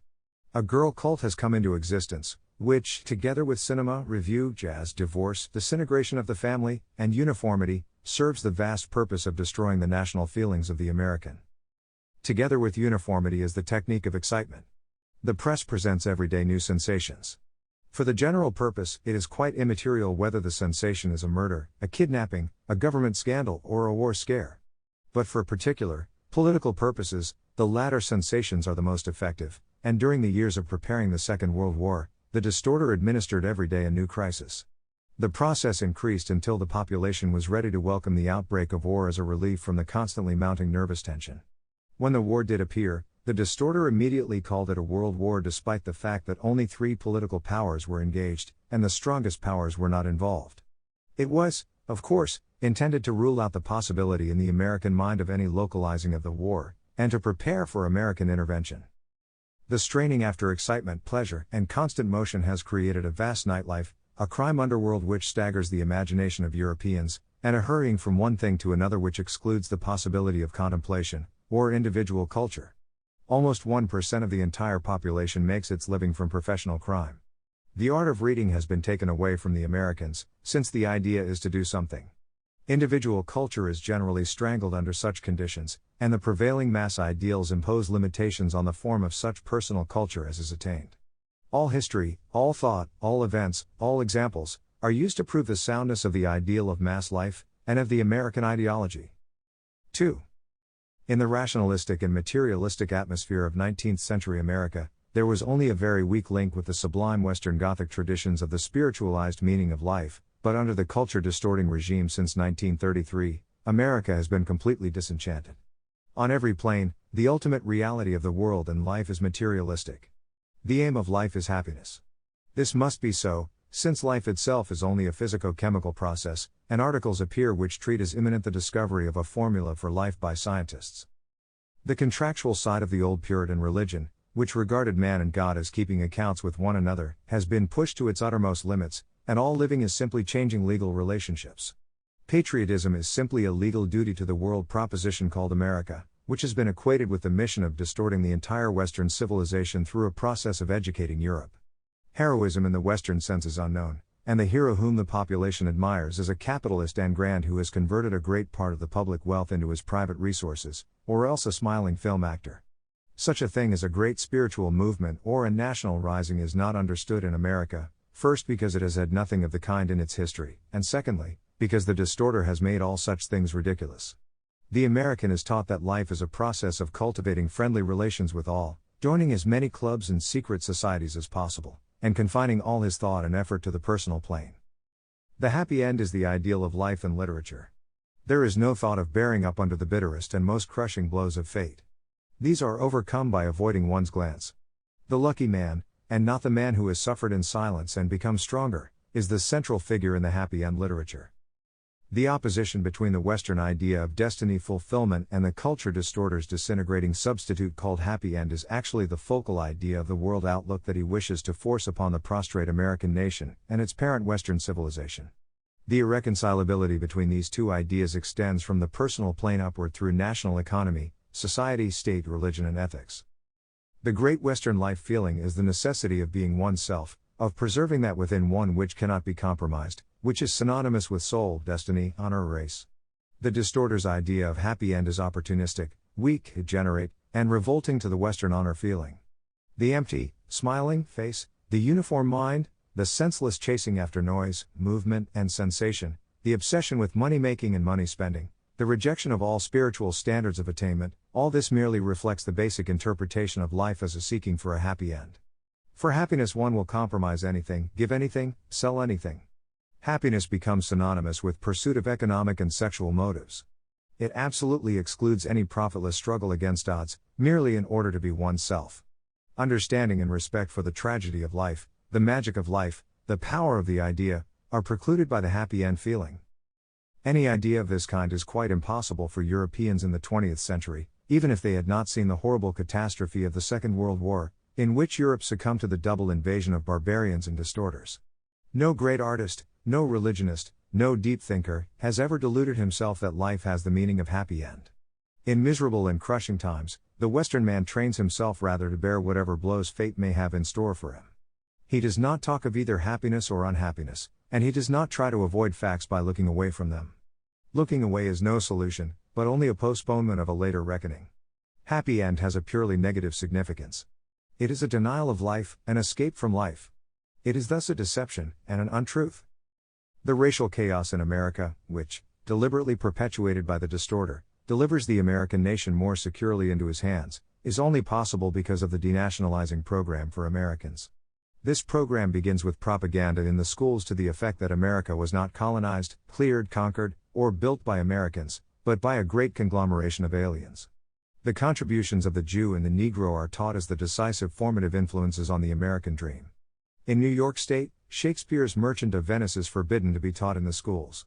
The promoting of the anti-spiritual and anti-national happy end idea, with its economic and sexual obsession, and its social atomism, is the prerequisite of continuing the whole program of degeneration. Races and nations express themselves at their highest potential in strong individuals, who embody the prime national characteristics, and acquire immense historical symbolic significance. Therefore, the efforts of the culture distorter to strangle American nationalism take the form of an offensive against individualism, not against freakish, insane individualism, but against the only kind that is historically effective, individualism which concentrates in itself a higher idea, and is devoted to its service. Thus the highest social value is getting along with people. Strong characteristics of independence or strength must be put aside, and the ideal of mediocrity embraced. The universal spirituality, the same intellectual nourishment for all classes, replaces the natural, organic stratification of society. This nourishment again has only a quantitative measure of value. Just as the best product is the one most advertised, so the best book is the one that has the largest sale. The best newspaper or periodical is the one with the largest circulation. This equation of quantity with quality is the complete expression of the mass idea, the denial of individuality. A natural corollary of the happiness sickness is pacifism. Only intellectual pacifism is meant, for the culture distorter knows how to make use of the fighting instincts of the Native American type. Intellectual pacifism is war propaganda. The enemy is identified with the idea of war itself, and to fight him is to fight war. Naturally, Hollywoodism is incapable of rousing a population to sternness, sacrifice, heroism, renunciation. Therefore, American armies in the field in the Second World War had to be supplied with a vast, never-ending stream of picture books, chocolate, soft drinks, beer, jukeboxes, moving pictures, and playthings of all sorts. Fundamentals cannot be evaded, and so it was that despite 8 years of preparation by the most intense bombardment of emotional artillery the world has ever seen, through film, press, stage, and radio, there was no war enthusiasm whatever in the American population, and a negative feeling in the armies which were massed against Europe in the Second World War. Out of 16 million men who were impressed into the armed forces from start to finish of America's brief military participation in the Second World War, less than 600,000 were volunteers. Almost twice this many volunteers out of half as many people were raised in 1 year in one European nation in the First World War. A large part of the American volunteers had already been notified of imminent conscription, and volunteered for appearance's sake. The Western idea of destiny fulfillment, with its inner imperative of honor and faithfulness to conviction, means that the vulgar are naturally the enemies of the upright. No higher idea is for everyone, and all creativeness comes from the few. Deeds with a high ethical content cannot be performed by all, and he who is capable of them has no reason to be ashamed, to renounce his spiritual values, and adopt the smiling face, the inner vacuum, and the ideal of getting along with people, even at the cost of his soul. Even destructiveness and distortion on the scale on which it has been successfully introduced into America is a task for a minority. The American and foreign masses are the mere object of the distortion. The organic unit which regards the disintegration of America as a part of its own life mission is, at its very widest base, only 10% of the population of the American Union. And within this 10%, it is a comparatively few brains, and a reliable stratum of leaders who actualize the policy of the Jewish culture, state, nation, religion, people, race. To these leaders, the great mass of their own people are mere soldier material in the non-military war against the Western civilization all over the world. Nor need these brains be regarded as animated by any malice or evil motives. To them the Western civilization is the repository of the collective evil and hatred of the world, the source of 1,000 years of persecution, a cruel and unreasonable monstrosity, a sinister force working against the Jewish Messiah idea. The Negro in America. Democratic materialistic conditions arise during the organically necessary civilization crisis, and are thus autopathic. Culture distortion comes from the interference in the life of the host of a culture parasite, an organic unit which does not participate inwardly in the life of the culture, but nevertheless lives in and on the body of the culture. These two in conjunction increase the intensity of each other, and America is the clearest example of the multifarious effects these culture diseases can have on a people which cannot successfully resist them at the onset. The population of America only consists now of a bare majority that is indisputably American racially, spiritually, nationally. The other half consists of Negroes, Jews, unassimilated Southeastern Europeans, Mexicans, Chinese, Japanese, Siamese, Levantine Slavs, and Indians. The Slavic groups are assimilable by the American race, but the process has been artificially held up by the intervention of culture distortion. The mass ideals of noise, excitement, mental uniformity, and hurrying movement which the Americans share with these unassimilated alien groups do not represent any kind of assimilation, because these traits themselves are anti-national, demoralizing, destructive of individuality, state, people, race. The Negro Problem is one of the numerous racial disjunctions which press for solution in America. At the time when, as a result of the War of Secession, the Negroes were deprived of their security and delivered to financial slavery in an industrial civilization with whose problems they could in no way cope, they were a contented, primitive people. They had no dynamism, no mission to destroy. Their numbers at that time were about 4.5 million, and they were nearly all in the southern states, where the social life was adjusted to their presence, and kept the white and Negro races separate in every way. No desire existed on either side to disturb this natural formulation of the relationship. To a finance capitalist, however, a Negro merely represents cheap labor, or a prospect for a small loan. The master of money knows nothing of nation, people, race, culture. He is a realist, which means, on the primitive intellectual level, that he regards everything which is as the sum total of reality. Actually, of course, that which is represents a stage already past, an idea already accomplished. True reality is the future at work, for this is the impetus of events. Thus no money thinker would ever think 2 or 3 generations into the future, for he regards larger conditions as stable, even though he seeks instability in immediate conditions. After the War of Secession, progressively more Negroes went to the northern states. This movement was vastly accelerated by the 2 world wars, when millions of them went northward to replace conscripted white laborers in the northern industrial districts. Reinforcing this proletarianizing process, northern enterprises moved factories into the south to employ Negro cheap labor and make large profits. The converting of the Negro into a wage slave has demoralized him completely, made him into a discontented proletarian, and created in him a deep racial bitterness. The soul of the Negro remains primitive and childlike in comparison with the nervous and complicated soul of Western man, accustomed to thinking in terms of money and civilization.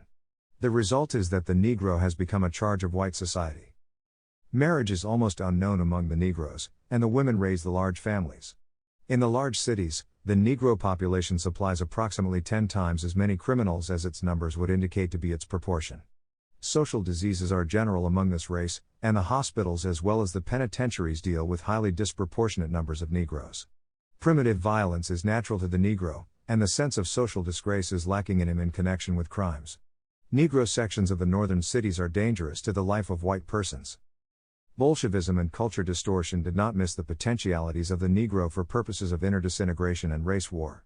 Trials of Negroes for felony in the southern states are made the object of widespread and intense communist propaganda along the old lines of equality and tolerance. The Communist Party supplies counsel to Negroes accused of crime. Like all primitive races, the Negro race is fertile and possessed of strong instincts.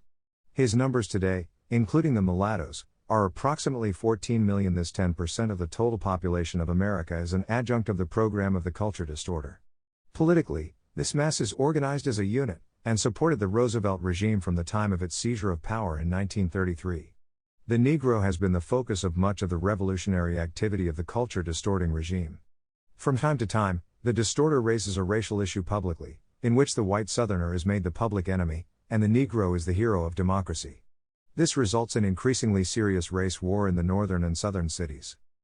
The Negro has suffered more than anyone in being thrown into the slavery of finance exploitation, and then into conscription for the race war program of the distorter. From the happy, deeply and primitively religious, cotton-picking slave, with complete protection and insulation from the dynamism of Western industrialism, he has been made into a malcontented, diseased, fighter in race war and class war. His life has been made into a round of factories, hospitals, public relief offices, jails, and roaming of the streets. The new Negro is a dangerous potentiality, and he has been fitted out by the distorter with a program of demands, an ideology of his own within the Bolshevist framework, and dynamic leadership. A Negro writer has recently said, "Your land? How did it become yours? We were here before the Pilgrims landed. Hither we brought our 3 gifts and mixed them with yours, the gift of poetry and of song, tender and living melodies into a badly harmonized and unmelodious land, the gift of sweat and muscle power, to defeat the wilderness and conquer the ground of this wide, rich country, 200 years before your weak white hands could have done it, the 3rd gift, the gift of soul. Are these gifts worth nothing? Is this no work and striving? Could America have become America without its Negro folk?" This does not represent merely the thought of one mulatto, for these ideas have been drummed into the heads of the millions of the Negroes in the cities, not to mention the white element of weak instincts, the liberal element which gives in to race war and thus encourages it. The Negro has a will strong enough to push his demands through, and today there are Negroes on all levels of the public life, officers, judges, administrators, labor leaders, lawyers, doctors, professors. For America there are 2 aspects to the Negro problem, the immediate and the long range. Immediately, the Negro movement is completely in the service of culture distortion, which controls all phases of domestic Bolshevism in America. An inner crisis in which many issues of American public life will simultaneously present themselves, monstrous in their size and demands, will confront the American people in the near future. When, no one can tell, but it is inevitable, for America is no exception to 5 millennia of the history of high cultures in the colonies. The position of the Negro vis-à-vis the organic existence of the American people is quite clear. The long-range aspect of the problem is shown by the declining birth rate of the Native American population, and the rising numbers of the Negro. The old white element is decreasing absolutely in numbers, and this process has been going on for 2 decades. The immediate relationship is spiritual-political, the more remote problem is spiritual-racial. Culture retardation in America. In its essence, as we have seen, culture retardation is a mere negation of the future. Destiny is not deceived, however, but only the minds of those who seek to maintain or restore dead conditions or ideologies. Only on the surface of history can culture retarders gain a victory, and then solely by virtue of their purely material preponderance. If they do gain such a temporary surface victory, it represents merely the defeat of quality by quantity. America, being a colony, and therefore having lower organic resistance to culture disease, has succumbed more deeply to retarding influences than the home soil of the Western culture ever could have. In America, these retarding forces are managed and inspired by the larger culture illness, culture distortion, and they are heavily relied on in order to overcome the negative effect which would result from the open appearance of the alien distorter. The popular world picture which has been made compulsory for the uniformized American is simply the old, materialistic picture which Europe had already outgrown by the First World War. Thus in the American universities, Darwinism is taught in biology, along with mechanism. In sociology, Mill and Spencer are the last word. In history, the naive, linear, ancient medieval modern scheme is retained, and Buckle and Gibbon represent the perfection of historical method. Carlyle, Lamprecht, Brazig, Meret, Edward Meyer Spengler, are entirely unknown. In psychology, the mass idea has triumphed, so that genius is equated with high intelligence, and the latter with college education. Again, no qualitative differences among persons. The commercial maxim is you can buy brains. For the rest, Freudianism is gospel.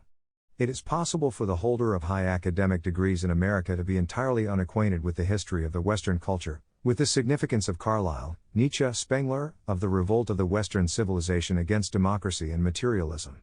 His picture of events for the last 75 years in Europe is delineated by a few journalistic catchwords. The widening and deepening of the 20th century world picture is unknown to him, and leads him to deny the very existence of facts and possibilities which are incommensurable with laboratory materialism. Culture retardation as a grotesque reality is illustrated by the fact that America is actually from 30 to 50 years behind the parent Western civilization in the world of thought. No American university has heard of geopolitics, or anything resembling it. Mahan's sea power theories are the last word on grand strategy, and the eventuation of the First and Second World Wars, which Americans are taught to regard as victories, only reinforce the sea power idea, despite the fact that world-shaking events have fundamentally altered the relationship between continental power and sea power. This fundamental misconception in America will bear fruit in the Third World War. In the theory of economics, the situation is similar. Adam Smith is the great foundation. Abstractions like world economy are regarded as concrete realities. Liszt is unknown, although Marx is regarded as an economist. Zombert was put away after the American Revolution of 1933. The currency problem is handled on the basis of the gold standard theory. The European departure from gold thinking is regarded as morally wrong. The classical economic theories of the Manchester School are the focus of belief, rather than historical curiosity. Departures from them are treated as downright wicked, or else as regrettable, temporary necessities. These 19th century doctrines are always described as the laws of economics. This retarded mentality has of course had serious effects in the sphere of action, that is of politics and economics. Since America developed into a world power in a part of the world where there was no opposition, it failed to develop a state, or true political consciousness. Consequently, in exception to all other Western powers, economics had always undisputed precedence over politics. Inner politics in the true sense did not exist in America. Party contests were understood by all to be mere business competition between the two party trusts. True political events in America, disjunction of opposing groups into friend and enemy, have been only three: the War for Independence, 1775-83, the North-South hostility culminating in the War of Secession, 1861-65, and the Revolution of 1933, when culture distortion captured complete control of the American destiny. This exclusive concern of all levels of the population with economics was responsible for the total ascendancy of the master of money over American life, the failure to develop a true nation consciousness, and the rise to power of culture distortion. The larger cycles of financial fluctuations, with alternating booms and depressions, ruined millions in each swing, and until recent decades these pauperized millions could always claim and settle new land in the West, and begin economic life anew. Political class war was never strong in America until recent years. The prevailing Puritan Calvinistic sentiment of economic predestination militated against fundamental political class war, since each worker thought he might one day be chosen for wealth. With the disappearance of the frontier, however, the masses of industrial laborers became material for the professional labor leader to organize. From small beginnings, the labor movement in America developed into a powerful political organization, which was able to make politicians in industrial areas dependent upon its votes for election. This point was reached by the 80s of the 19th century. This labor movement embraced anarchists, Marxian communists, nihilists, and liberal capitalistic leaders. The political elements never dominated this movement, even after the Revolution of 1933, for the American laboring class thinks and feels economically and capitalistically, not politically and socialistically. Socialism in America means even now what it meant in Europe in the 19th century, i.e., capitalism of the lower classes. Of true socialism, nothing is known or understood in America, since socialism is not primarily an economic organizing principle, but a political ethical idea, the spirit of a political age, and politics is not yet understood in America. 2. Generally speaking, the economy of America is still in the capitalistic condition which Europe began to outgrow 50 years ago, and which was definitely ended for Europe for all time with the European Revolution of 1933. Agriculture in America, for instance, is completely on a money basis. There is no policy of insulating it from the city economy, or of safeguarding the farmers from financial exploitation. Thus, during that part of the cycle when the finance capitalists are contracting the volume of currency, the farmers are thrown into destitution, and their farms are foreclosed. There is almost no peasantry in the European sense. The peasant has a spiritual connection with the soil, whereas the American farmer has only a financial relationship with it, and will leave at any time if better economic opportunity presents itself. This purely economic attitude has resulted in ruthless exploitation of the soil, with sharp decrease in its productivity, and even greater decrease in the nutritional value of its products. Farming is nearly all on an extensive basis, and the lack of care of the soil has resulted in devastating losses by erosion. The exploitation of subsurface mineral deposits is also on a purely financial basis, and a coal mine or oil well may be abandoned with 80% of the mineral remaining in it. Opening of one well or shaft immediately causes an entire area to be opened up, since ownership of the surface includes ownership of the subsurface in American law. The resultant waste can only be described as looting of the treasures of the soil, and is in the very sharpest contrast to the 20th century attitude of trusteeship toward the soil and its minerals. Industrial production is merely a battleground for profits and control between the managers and the labor leaders. The social damage and economic waste of strikes are regarded as normal in America, whereas the 20th century idea has no room for any inner strife in a political unit. Behind the struggle of the managers whom he appoints, and the laborers whom he hires, the finance capitalist dominates the economic scene. The outcome of the strike cannot injure him, for he controls the motive forces of the money economy. This brings us to the currency of America. Since the War of Secession, 1865, the entire country has, financially speaking, been an empire of ignorant subjects, and the owners of the large banks in New York have been the economic monarchs. The codification of this situation took place in the year 1913, when the Federal Reserve System was created by law. It provided for a system of 12 central banks upon which the central government would be dependent for financing. These banks are privately owned, and issue money against government bonds, which are sold through these banks. Thus the American war effort in the Second World War earned approximately $7,500 million in interest for the owners of this system. The only currency known in America is the private issue of these central banks. This currency is spoken of as secured by government bonds. These bonds, however, are payable only in this currency. The whole system, of course, is simply a device for private control of the economic life of the country. The volume of currency may be increased or decreased at the will of finance capitalists, and in a country without a state, this is a technique of domination. To the 20th century soul of the Western civilization, the resting of public power in private hands is unthinkable. Equally so is the domination of the economic life of a nation-state by money thinking. Thrice abominable to the 20th century is the conferring of any power whatever on the banker mentality, which regards human beings as a cost of production, which looks upon politics as a field for private trickery, and which regards the heroism of soldiers as a useful device for conquering new financial domains abroad. Finance capitalism belongs to a past age, the age of money. Even in America, it has passed into the second place, and has become a mere technique of the absolute domination of the culture distorter. More important as a technique is the control of men's minds, and an understanding of America and its potentialities for Europe necessitates a knowledge of its propaganda system. Propaganda. If the 18th century ideology of equality were actually believed in, there would be no such thing as propaganda, since every man would think quite independently, and would resent any attempt whatever to form his mind. This ideology, however, is shown precisely by the example of America, the country in which it was adopted with religious fervor, to have no correspondence to reality whatever.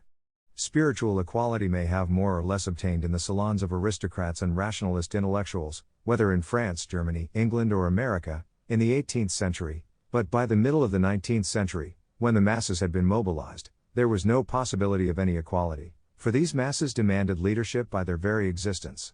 The more the mobilization of the masses proceeded, the greater was the feeling of need for strong leadership. As Nietzsche said, finally the insecurity becomes so great that men fall in the dust before a strong willpower.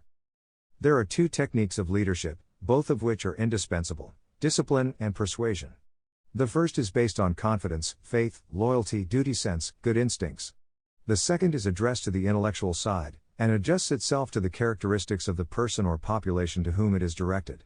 Both techniques use sanctions, whether penal, moral, economic, or social.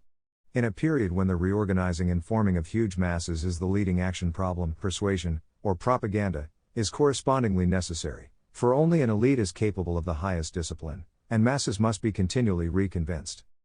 Thus, in America, the country where mass thinking, mass ideals, and mass living dominate the collective life, propaganda is the prime form of dissemination of information.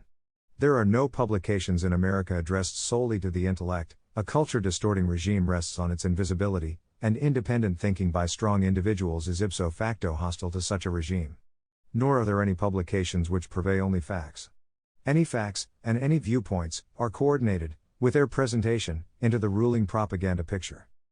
The techniques of American propaganda is inclusive of every form of communication. The leading instrument is the cinema. Every week, some 80 million people attend the cinema in America, there to absorb the propaganda message. During the period of war preparation, 1933 to 1939, the cinemas produced an endless succession of hate pictures directed against the European Revolution of 1933, and its 20th century outlook and actualizations. Second in effectiveness is the radio.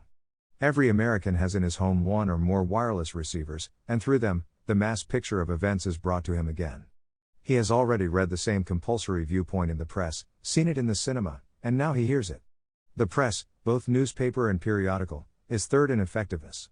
It should be said that in America, effectiveness of propaganda is measured solely by the numbers which it reaches, since the mass thinking ideal has triumphed over individuality, quality, and intellectual stratification of the population. Fourth is the book press. Only such books may be printed as represent or fit into the larger propaganda framework. Thus an edition of the Arabian Nights for children was recently withdrawn in America because some of the contents were said to have the possible effect of prejudicing readers against Jews, and one objectionable illustration showed an unscrupulous merchant with the features of a Jew, in the story about Aladdin and his lamp. During the years 1933 to 1939, the larger policy of the distorter was entirely unquestioned in any paper, book, or magazine of wide circulation. Next are the universities and colleges. The mass idea, as applied to education, means that higher education is generalized to an extent that the high academic standards of Europe make impossible. America, with only half the population of the Western homeland, has more than 10 times as many institutions granting academic degrees. Actually, what is disseminated in these institutions is primarily a slightly more esoteric version of the prevailing ideological and propaganda worldview of the culture-distorting regime. Last is the stage. Outside of New York City, the spiritual capital of the ruling regime, this hardly exists, but in New York, the journalistic play is an important propaganda technique. Particularly during the period 1933 to 1939 did the stage play an important role. A constant stream of hate plays was produced directed against the world outlook of the 20th century and its European representatives.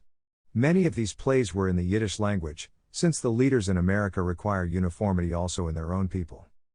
The propaganda picture has two aspects, the domestic and the foreign. The domestic propaganda is a revolutionary one, supporting the American Revolution of 1933. All ideological revolutions, from the French in 1789, through the 19th century ones in Europe, down to the Bolshevik Revolution in 1918, have the tendency to take on the form of a cult. In France, reason worship was the focus of the religious frenzy. In Russia, it was machine worship, according to the god Marx. The American Revolution of 1933 is no exception. The central motive of the new cult is democracy. In the propaganda picture, this concept takes the place of God, as the center and ultimate reality. Thus, a Supreme Court justice, speaking to the graduating class of a Jewish college, said in 1939, "In a larger sense there is something more important than religion, and that is the actualization of the ideals of democracy. The word has been endowed with religious force, and has in fact attained to the status of a religion. It has become a numen, and cannot be the subject of critical treatment. Apostasy or heresy bring immediate response in the form of a criminal prosecution for sedition, treason, income tax evasion, or other allegation. The saints of this cult are the founding fathers of the War for Independence, particularly Jefferson, despite the fact that they uniformly detested the idea of democracy, and were nearly all slave owners, and also Lincoln, Wilson, Roosevelt. Its prophets are journalists, propagandists, film stars, labor leaders, and party politicians. The fact that the word democracy cannot be defined is the surest evidence that it has ceased to be descriptive, and has become the object of a mass faith. All other ideas and dogmas of the propaganda picture are referred to democracy for their ultimate justification. Immediately below democracy in importance is tolerance. This is obviously fundamental to a culturally alien regime. Tolerance means primarily tolerance of Jews and Negroes, but it can mean the cruelest persecution of Europeans or other persons with a viewpoint differing fundamentally from the prevailing mass idea. This persecution is social, economic, and, if necessary, legal. To continue the atomizing of the host people, class war is a basic tenet of the total view. It is preached as labor's right to organize, the right to strike, and similar slogans. But capital also has its rights, since neither side in any contest must gain a decisive victory. Division is, here, as always, the technique of conquest. Feminism is preached, pursuing the mass uniformity idea into the realm of the sexes. Instead of the polarity of the sexes, the idea one of the merging of the sexes is promulgated. Women are taught to be the equal of men, and the Western recognition of sexual polarity is branded as the holding down and persecution of women. Pacifism is preached as a part of the propaganda. This is of course not true pacifism, for that supervenes without anyone preaching it, and often without anyone knowing it, and always without anyone being able to do anything about it. In practice, doctrinaire pacifism is always a form of war propaganda. Thus, in America, Europe means war, and America means peace. American imperialism is always a crusade for peace. A prominent member of the regime recently spoke of America's duty to wage peace around the world. Religious tolerance is also a part of the propaganda, and it is so interpreted as to mean religious indifference. Dogmas and doctrines of religion are treated as quite secondary. Churches are often merged or separated for purely economic considerations. When religion is not merely a compulsory weekly social amusement, it is a political lecture. Cooperation between the churches is constantly being organized, and always for some utilitarian aim, having nothing to do with religion. What this means is, the subservience of religion to the program of culture distortion. 2. Far more important to Europe than the propaganda about domestic affairs in America is that about foreign affairs. The Newman democracy is used also in this realm as the essence of reality. A foreign development sought to be brought about is called spreading democracy, a development sought to be hindered is against democracy, or fascistic. Fascism is the Newman corresponding to evil in theology, and in fact they are directly equated in American propaganda. The prime enemy in the propaganda picture was always Europe, and especially the Prussian European spirit which rose with such self-evident force in the European Revolution of 1933 against the negative view of life, with its materialism, money obsession, and democratic corruption. The more surely it appeared that this revolution was not a superficial political phenomenon, a mere transfer of one party regime for another, that it was a deep spiritual, total revolution of a new, vital spirit against a dead spirit, the more violent became the hate propaganda directed against Europe. By 1938, this propaganda had reached an intensity, both in volume and in emotional frenzy, that could not be surpassed. Ceaselessly the American was bombarded with the message that Europe was attacking everything worthwhile in the world: God, religion, democracy, freedom, peace, America. This excessive use of abstractions was itself indicative that there was a lack of concrete realities to use. The failure to arouse excitement, despite the propaganda bombardment, led to the thesis that Europe was planning to invade the United States with fleets and armies. Ideas like these indeed conquered the intellectual side of the American mass mind, but did not penetrate to the emotional level of rousing genuine apprehension or effective hate. Aggressor was another leading word in the intellectual assault. Again, it did not relate to facts, and was only allowed to work one way as a term of abuse. International morality was invented and formulated so that the enemy of the culture distorter became ipso facto immoral. If they could not find political reasons for their politics, they were all the more resourceful in creating moral, ideological, economic, and aesthetic reasons. Nations were divided into good and bad. Europe as a whole was bad when it was united, and if culture distortion was able to secure a foothold in any European land, such land became thereby good. The American propaganda machine reacted with venomous hatred against the European partitioning of Bohemia in 1938. Every European power which had participated in the negotiations was denounced as evil, aggressive, immoral, anti-democratic, and the rest of it. Fundamental in this political picture was the thesis that politics was a matter of forms of government, struggling against one another. Not nations or states, but abstractions like democracy and fascism were the content of the world struggle. This imposed the necessity of calling the opponent of the momentary situation as democratic or fascistic, and changing it from month to month, year to year. Serbia, Poland, Japan, Russia, China, Hungary, Romania, and many other units have been both fascist and democratic, depending upon precisely what treaty they had made, and with what power. The division into democratic and fascistic corresponded exactly with that into treaty-breaking and treaty-observing powers. Supplementing it was the dichotomy, peace-loving nations, and the other kind. The phrase international law was popularized, and it was used to describe something which has never existed, and cannot exist. It had no connection whatever with the real international law of 500 years of Western practice. It was popularized to mean that any change in the international territorial status quo was forbidden by international law. Any words whatever that had good connotations were linked with the leading catchwords of the picture. Thus Western civilization was too impressive to treat as a hostile term, and it was used to describe parliamentarism, class war, plutocracy, and finally, Bolshevik Russia. It was insisted by the propaganda machine during the time of the battle at Stalingrad in the fall of 1942 between Europe and Asia that the Asiatic forces represented Western civilization while the European armies were the enemies of Western civilization. The fact that Siberian, Turkestani, and Kyrgyzstian regiments were being used by the Bolshevik regime was adduced as proof that Asia had saved Western civilization. To Europeans, this sort of thing testifies to two great facts: the total lack of any political or cultural consciousness whatever in the masses of the American population, and the deep, total, and implacable enmity toward Europe of the culture-distorting regime in America. Japan was also treated in the propaganda picture as an enemy, but not as an irreconcilable enemy, like Europe. The propaganda against Japan was never allowed to take a racial form, lest the racial instincts of the American population be awakened into a storm that would sweep away the distorter. The generally milder tone of the anti-Japanese propaganda was owing to the fact that Japan had not experienced, and could not possibly experience, anything like the Great European Revolution of 1933. Because of the primitive intellectuality in a country whose population had been mentally uniformized, this propaganda was able to adopt extremely crude expedients. Thus during the war preparation, 19,331,939, the press, cinema, and radio were filled with stories of insults to the American flag abroad, of secret documents accidentally discovered, of conversations heard over tapped wires, of discoveries of arms caches in the possession of American nationalist groups, and the like. Newsreels purporting to have been filmed abroad, were actually made in some cases in Hollywood. So fantastic did it all become that when, a year before the Second World War, a wireless program carried an imaginative story of an invasion from Mars, there were symptoms of widespread panic among the propagandized masses. Because America had never come strongly under the impression of the Spanish cabinet politics usages which became engrafted on the European spirit, the culture-distorting regime was able to engage in propaganda attacks of an extremely repulsive and vile kind directed against the private lives and characters of European leaders who represented the 20th century world outlook. These leaders were represented as having been panders, homosexuals, dope fiends, and sadists. The propaganda was entirely free from any cultural basis, and was completely cynical with regard to facts.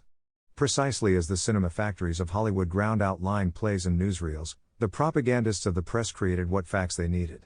When the Japanese Air Forces attacked the American naval base at Pearl Harbor in December 1941, the culture distorters did not know that Europe would take this occasion to retaliate against the undeclared war which the culture-distorting regime in Washington had been waging against Europe. The regime therefore at once decided to exploit the Japanese attack as a European military measure. To this end, the propaganda organs at once spread the news that European planes with European pilots had participated in the attack, and had even led it. Although every capital ship in the base was sunk in this attack, the regime officially announced that only slight damage had been done. These fact creations were as nothing, however, to the massive, post-war, concentration camp propaganda of the culture-distorting regime based in Washington. This propaganda announced that 6 million members of the Jewish culture nation-state church people race had been killed in European camps, as well as an indeterminate number of other people. The propaganda was on a worldwide scale, and was of a mendacity that was perhaps adapted to a uniformized mass, but was simply disgusting to discriminating Europeans. The propaganda was technically quite complete. Photographs were supplied in millions of copies. Thousands of the people who had been killed published accounts of their experiences in these camps. Hundreds of thousands more made fortunes in post-war black markets. Gas chambers that did not exist were photographed, and a gas mobile was invented to titillate the mechanically minded. We come now to the purpose of this propaganda which the regime gave to its mentally enslaved masses.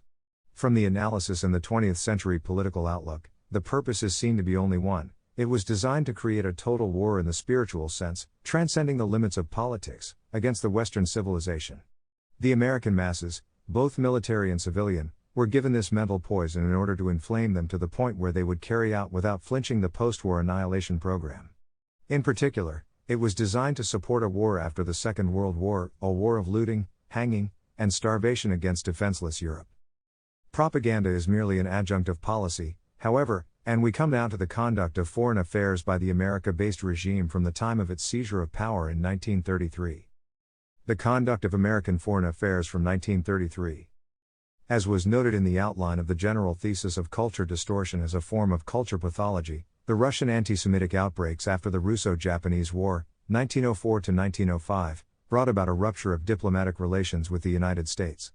Since no other racial, cultural, national, or religious outbreaks of this kind directed against non-Jewish elements in Russia, or in any other country, had ever caused an American government to break relations, this can only be explained as an example of culture distortion.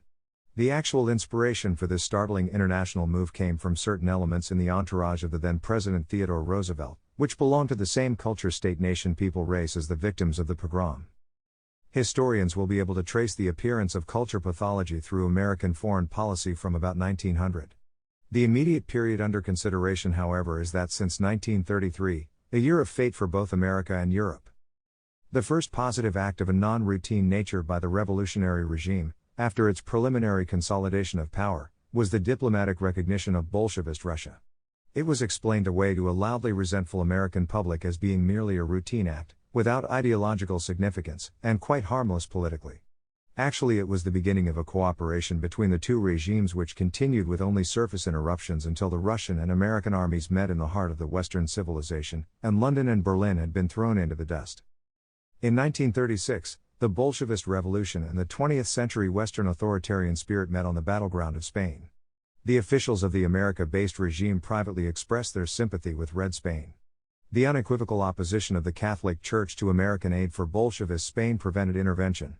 The Catholic Church in America has 20 million adherents, and the culture-distorting regime had not sufficiently consolidated its power to engage in a domestic conflict of the type that would have resulted. It was about to contest its second national election, and large organized groups were still in the field against it. A blunder in foreign policy could have been fatal at that stage. The perfection of its election technique continued the regime in office. In October 1937, the open preparations for a Second World War were begun. It was officially announced that the American government was going to quarantine aggressors. The propaganda organs had identified the word aggressor with Europe, and the custodians of the European future. To satisfy nationalist elements, Japan was included in the term, but the regime continued to equip Japan with essential raw materials for its war industry, while at the same time it refused to sell raw materials to Europe, and boycotted importation into America of European goods originating in areas not dominated by the culture-distorting regime. By the fall of 1938, the stage was set for a world war. The propaganda of almost half Europe had been brought under the control of Washington, and the governments of nearly half Europe were its puppets.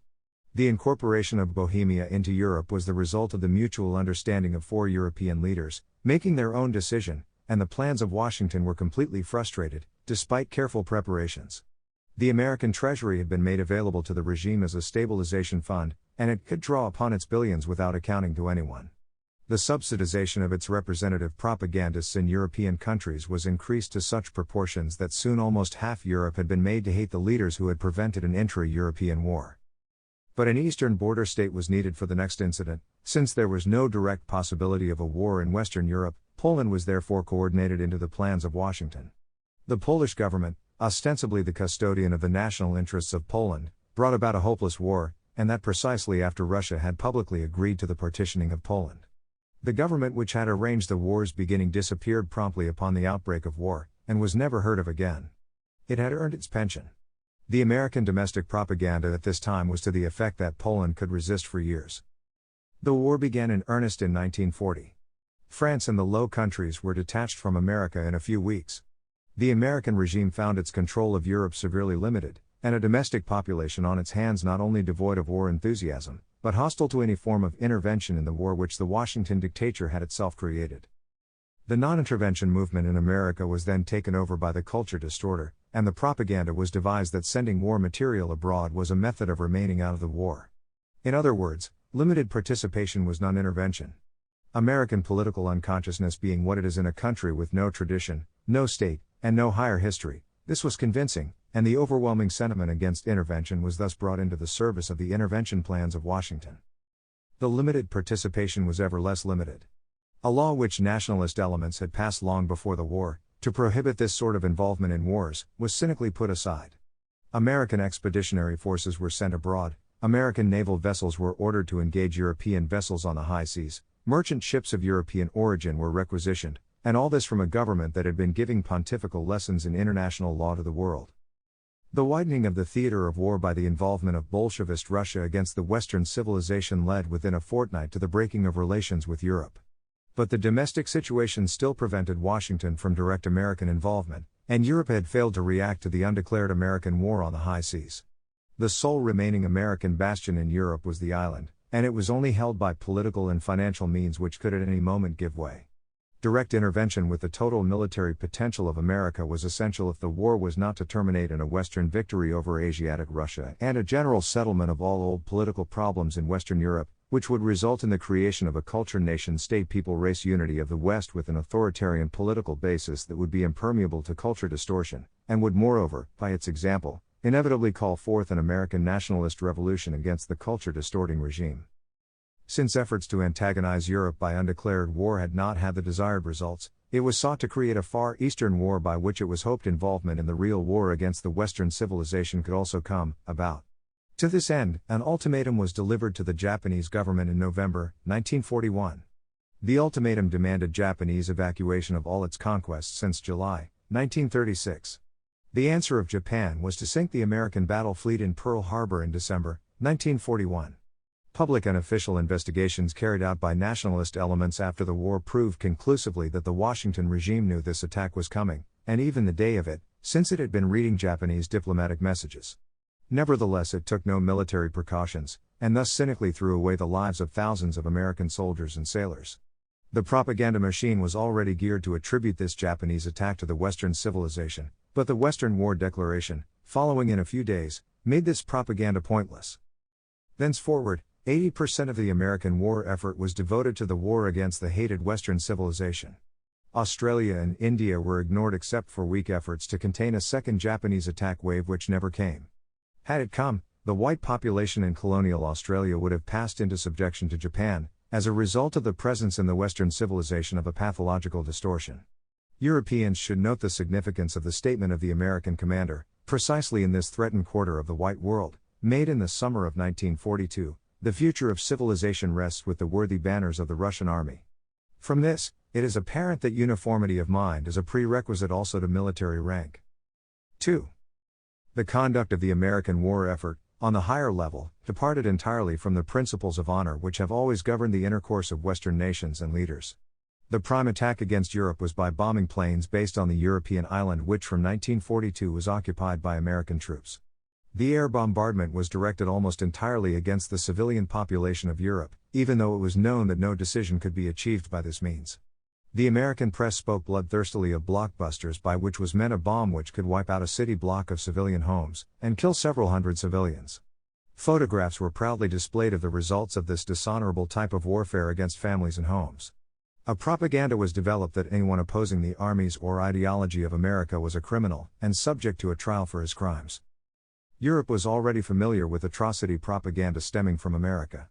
Owing to the primitive intellectual level which culture distortion and culture retardation have generalized in America, this sort of thing is taken literally, whereas the responsible minds of Europe recognize it for what it is, a mass propaganda designed to reach marginal brains. Thus during the First World War, the American press circulated stories of atrocities committed, of course, by the opponents of American armies. Belgium was selected as the site of these stories, and it was said that Belgian civilians were crucified by occupying armies. There was much more of the same, hands cut off babies, and the like. So seriously was this taken in America that after the First World War a deputation of American journalists traveled in a group to Belgium to investigate the stories, and then reported to the American public that they had all been found to be untrue. Thus the thesis that anyone opposing America was ipso facto a criminal was not taken seriously in Europe, but served as a preparation of the American mind for the post-war horrors to be committed in Europe. A leadership that had been talking about war crimes for years, while waging its own warfare against homes and families, armed itself finally in 1945 with a projectile which could be used only against civilians, the atomic bomb. Under the tactical conditions then prevailing, this bomb could not be used against military forces, but only against cities, which in war are stripped of men of military age. This bomb was used without demonstration, and without warning, and obliterated hundreds of thousands of civilians in a few seconds. In the period after the Second World War, American foreign policy retained its continuity. Occupied Europe was treated as an area to be devastated, factories were dismantled of machinery, which was given to Russia, and other installations were blown into the air as part of a deliberate policy of destroying the industrial potential of Europe. The population was treated as subhuman, and a large-scale starvation policy was introduced, which continues in 1948. Although America was exporting food all over the world, not being under any obligation of honor or morality to do so, nevertheless it refused to send enough food to maintain human life into occupied Europe. Human rations were fixed far below qualitative and quantitative minima for health, and within a short time, malnutrition, skin ailments, infections, and degenerative diseases began to kill millions. In the first wild exultation of its victory, the American army forbade its personnel even to speak to the population. This continued until court-martials became too numerous, and it was discarded while in its place was substituted a violent hate propaganda among the American troops. The population of Europe was treated as totally and essentially inferior to the conquering Americans. It was officially referred to as the indigenous population. In public buildings special sanitary facilities were set aside for them, while the superior Americans and Negroes used their own. Requisitioning of homes was on a mass scale. American soldiers and civilians were allowed to bring their families from America and to put them into undamaged houses, in which had been living perhaps 15 or 20 members of the indigenous population. The owners of these homes were allowed usually to take with them only their clothes and their food. No provisions were made for housing the dispossessed, for they were regarded and treated as subhuman. This population was deprived of the physical right of self-defense against Americans. Europeans who struck Americans in reply to a blow were sentenced to imprisonment by American military courts. One European was sentenced to 2 years' imprisonment for a hearsay reference to a Jewish member of the American forces as a dirty Jew. The ghastly dishonor attending the American occupation of Europe is sufficient to show the presence of culture alien elements, for no Western nation or colony could possibly proceed to this type of conduct. Its very inner constitution, its historical essence, a 1,000-year honor tradition, would preclude the possibility. What Western nation would reduce the women of another to the legal status of concubines, and forbid marriage between its members and those of another Western nation? Yet this is what the American command did. It permitted concubinage, and forbade marriage. As a result of this policy, venereal disease assumed plague proportions in occupied Europe. In the presence of this starving, disease-ridden European population, the American armies and their families, guarded by guns and barbed wire, live in the houses which their bombs did not damage, and eat an unrationed diet. The spiritual qualities developed by these conditions are not the highest. In the early phase of the occupation, waste food and clothing were actually burned in the physical presence of the starving and freezing indigenous population. When, in the summer of 1947, a food revolt threatened, one of the American governors announced officially that the American people had no duty in fact, in international law, or in morals, to feed its subject population in occupied Europe, and that if a revolt did occur, it would be put down with bayonet and machine gun. That which is here described is only partial, but the pattern of the facts is universal in American-occupied Europe. It continues today, and has a deep and wide influence on European thinking on the most important level. 3. As was revealed in the analysis of the motivation of politics, power contests in our century derive their motivation from cultural phenomena. In the early Western centuries, this motivation often came from the struggle between emperor and pope for universal rule. Later it came from religious differences, later still from dynastic ambition, then from nation units and from economic commercial rivalry.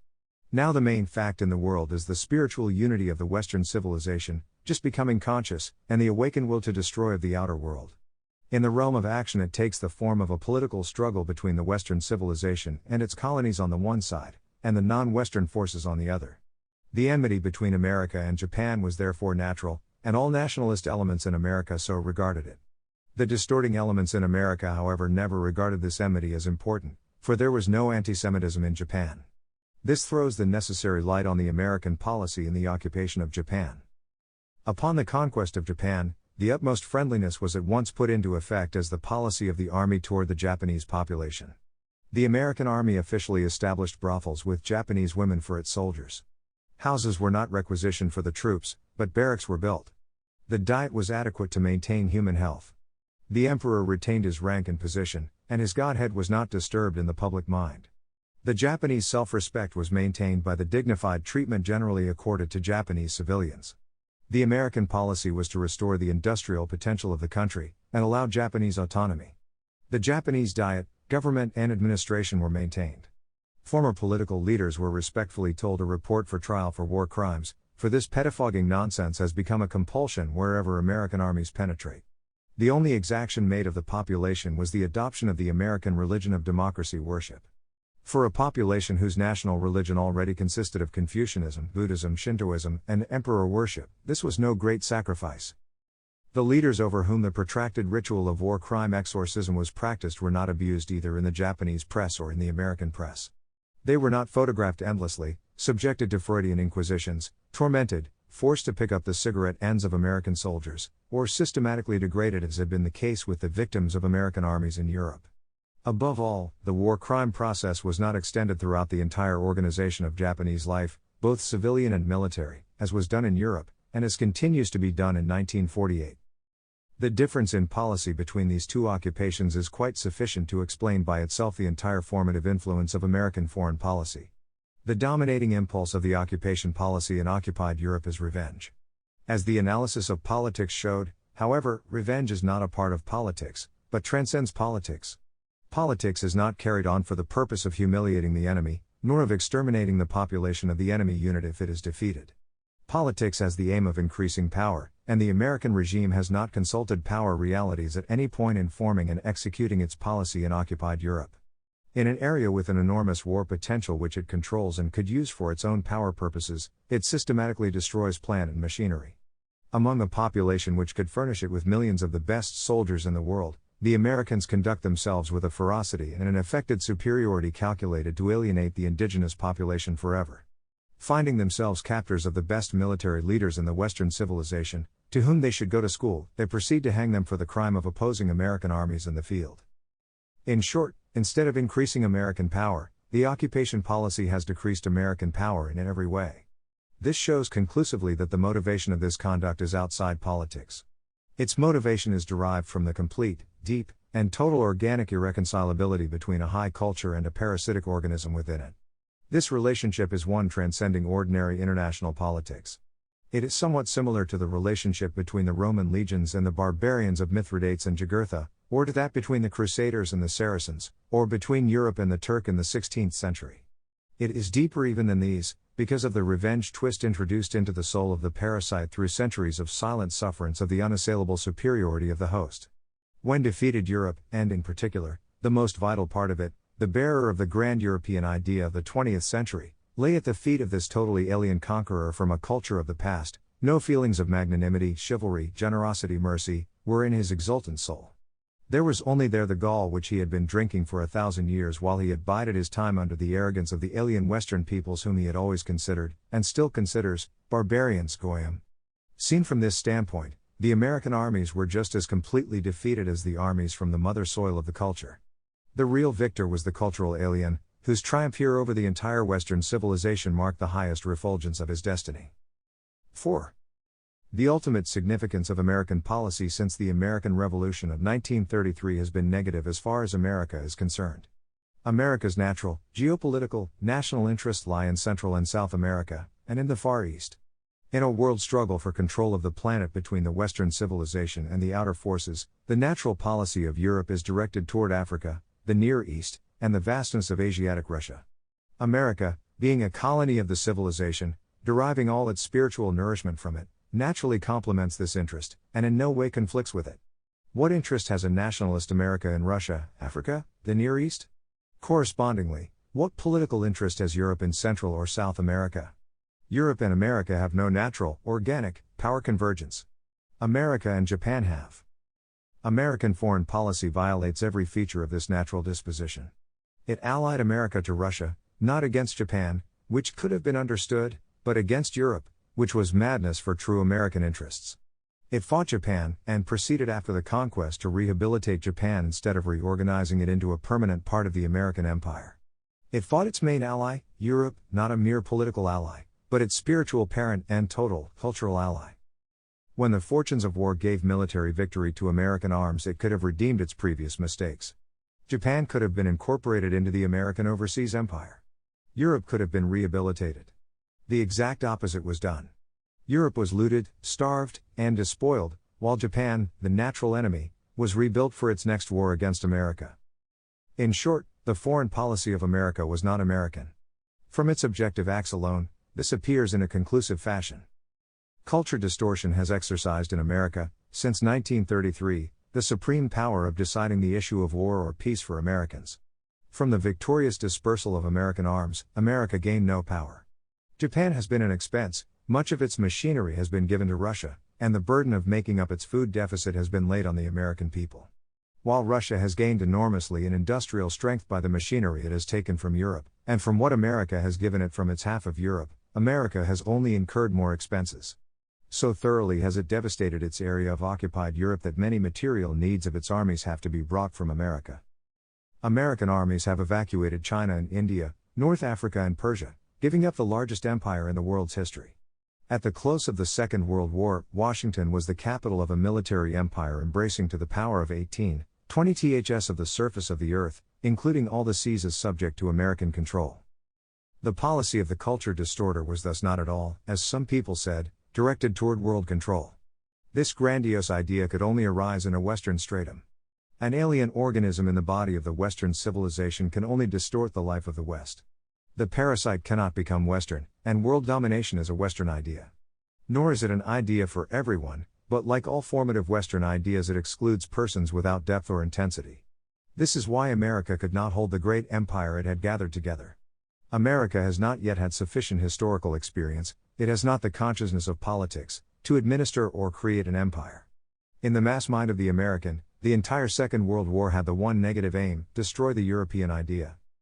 Thus culture distortion in America neither followed America's national interest, nor did it aim at world conquest, either for itself or for America.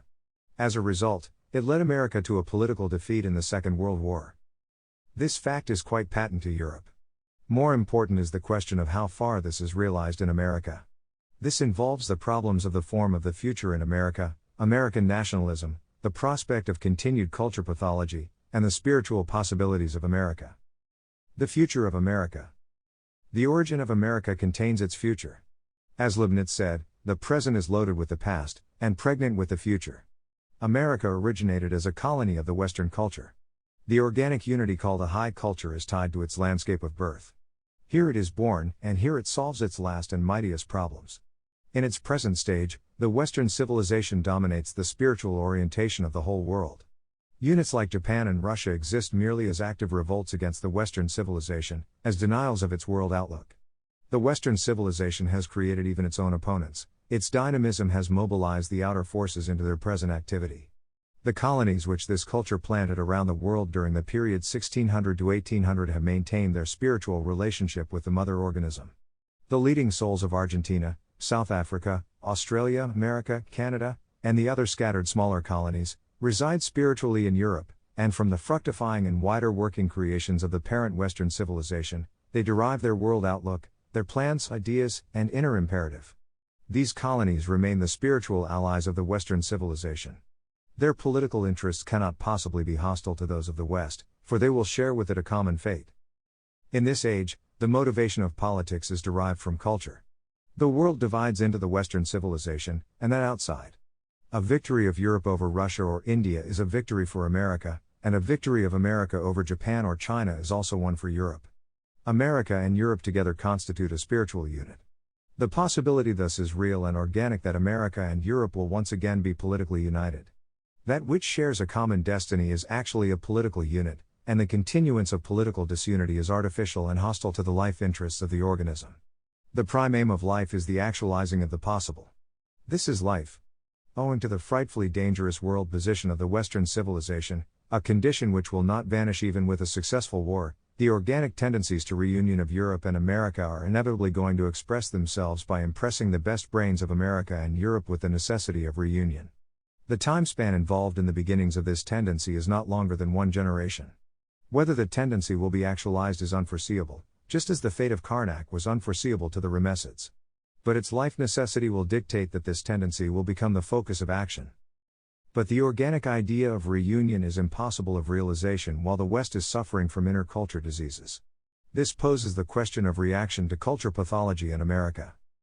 The original stirrings of the soul of the American people were manifested by the early types of the independent colonial, the pioneer, the militiaman, the explorer, the frontiersman. The characteristics of this type were resourcefulness, fearlessness, technical competence. It was simply the old Gothic urge into the distance once more, and the will to conquer that which lies between. The early American people had a powerful instinct of racial superiority coupled with its spirit of self-reliance. This human material was the basis of the Yankee type created by the War of Secession. That war had the result of engrafting onto this human material the form of the age of economics, money, and materialism. It was a natural result, for the entire Western civilization was at that time in the grip of the civilization crisis. The soul of the American people was formed in that upheaval. It is a late people, by which is meant, technical, hard, externalized, but devoid of possibilities in the field of culture in the narrower sense. This hardness and externalization, this technical competence will always remain in the American soul, for they are of its essence. The ideological trappings were mere clothing, and they belong to the spirit of the age. The 19th century spirit is quite dead, and America cannot perpetuate its charnel ideas any more than an organism can develop backwards, from age to youth. The American ideology and world outlook have no future. The soul of the American people, however, has, for this people is an organism.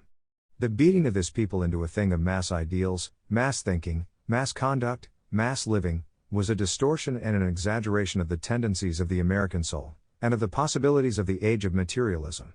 This twisting and warping of the American destiny was only possible because of the diseases of culture retardation and culture distortion. Culture retardation in America was a reflex of the presence of the same disease in Europe. The age of materialism had been fortuitously victorious, on the surface of history, in the First World War, and the actualizing of the idea of the 20th century in both America and Europe was thereby delayed. Culture distortion in America was the result of the presence in huge masses of a culturally alien group. The immediate future of America is therefore bound up with culture distortion and the American reaction against it. The distribution of power, spiritual and material, must be assessed, which will be called into play. First, the culture distorting group. The numbers of the Jewish culture nation-state race in America are estimated between 8 and 12 millions. The numbers are, however, not of the first importance, for this organic unity has strong racial instincts and a powerful sense of a mission. The numbers do indeed play a part, both in the extent of culture distortion and the form and extent of the reaction against it, but the public power of the culture distorting group is based on its control of highly focused central organizations. In propaganda, its control is absolute. This covers the cinema, the radio, the press, newspaper, periodical, book, the universities, and the stage. The radio is controlled by means of the few large nationwide networks, which control the programs of the member stations, even though these may be privately owned. The newspaper press is dominated by its ownership of the few great news-gathering associations, which control the presentation of the news of the member newspapers, who are dependent on the associations, even though they may be privately owned, and who may not change anything given them by the associations. Periodicals and books are controlled by means of ownership, in most cases, of the magazines, publishing houses, and printing presses, and social, economic, moral, and legal compulsion for the other cases. The stage is controlled by ownership of the theaters, and the other compulsory means. The universities are dominated by the disproportionate numbers of the culture-distorting group, both in teaching and student personnel, as well as the organized and aggressive activity of these numbers. Both political parties are controlled by the culture-distorting group, forcing all the accepted kind of inner political activity in America into its service. The technique of political control is through a vast bureaucracy, created since 1933, which is dominated and disproportionately staffed with members of the group. This administrative control is extended also over the armed forces. In the financial world, which completely owns and controls the industrial, the power of this group is heavily disproportionate to its population percentage. Its hold in this realm goes back to the War of Secession, when a few of the precursors of the invasion of 1890 to 1950 engaged in the arms traffic between the Confederate and Federal armies. The result of all this is a powerful spiritual influence on the American people. This people reads the books which aliens write or edit for it. It sees the plays and cinemas it is allowed to. It thinks the thoughts that are put into its head. It is thrown into wars against American interests, which it can only lose. The issue of war and peace, life and death, is decided for America by the cultural alien. America has been given a Semitic countenance. Americans who hold power hold it in deference to the alien. To oppose him dare no public men. Americans were told that they must be concerned with the partitioning of Arabia, and no national channel existed through which an American could deny fundamentally the world picture which supported such a policy.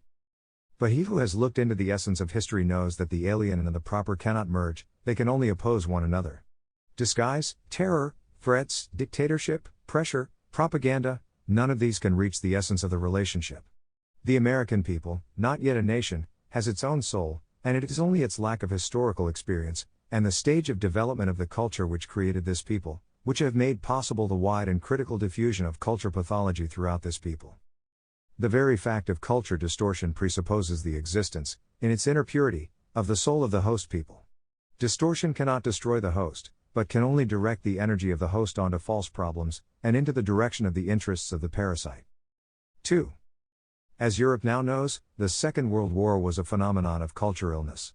It was created in America, skillfully prepared during the years 1933 to 1939, and it was cleverly cast into the superficial form of a contest between two European powers of yesterday, although the real-world issue was the uniting of the West against the threat to its life from the gathering outer forces Russia, China, India, Islam, Africa.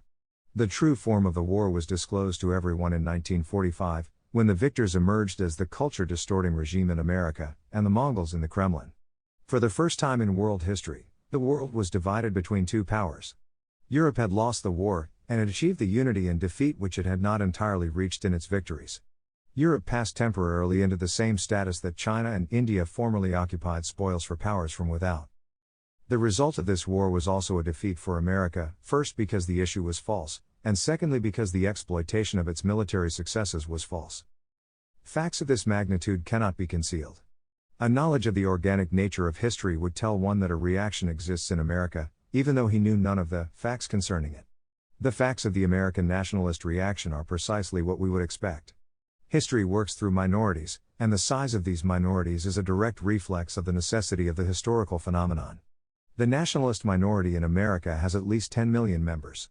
This minority is almost completely unorganized. There are approximately 1,000 resistance organizations, but they are ineffectual politically, even though they are strongly symptomatic spiritually. In 1915 began the nationalist reaction to the invasion of culturally alien elements, with the founding of the Second Ku Klux Klan. This year will be marked in retrospect as the beginning of the second phase of the American Revolution.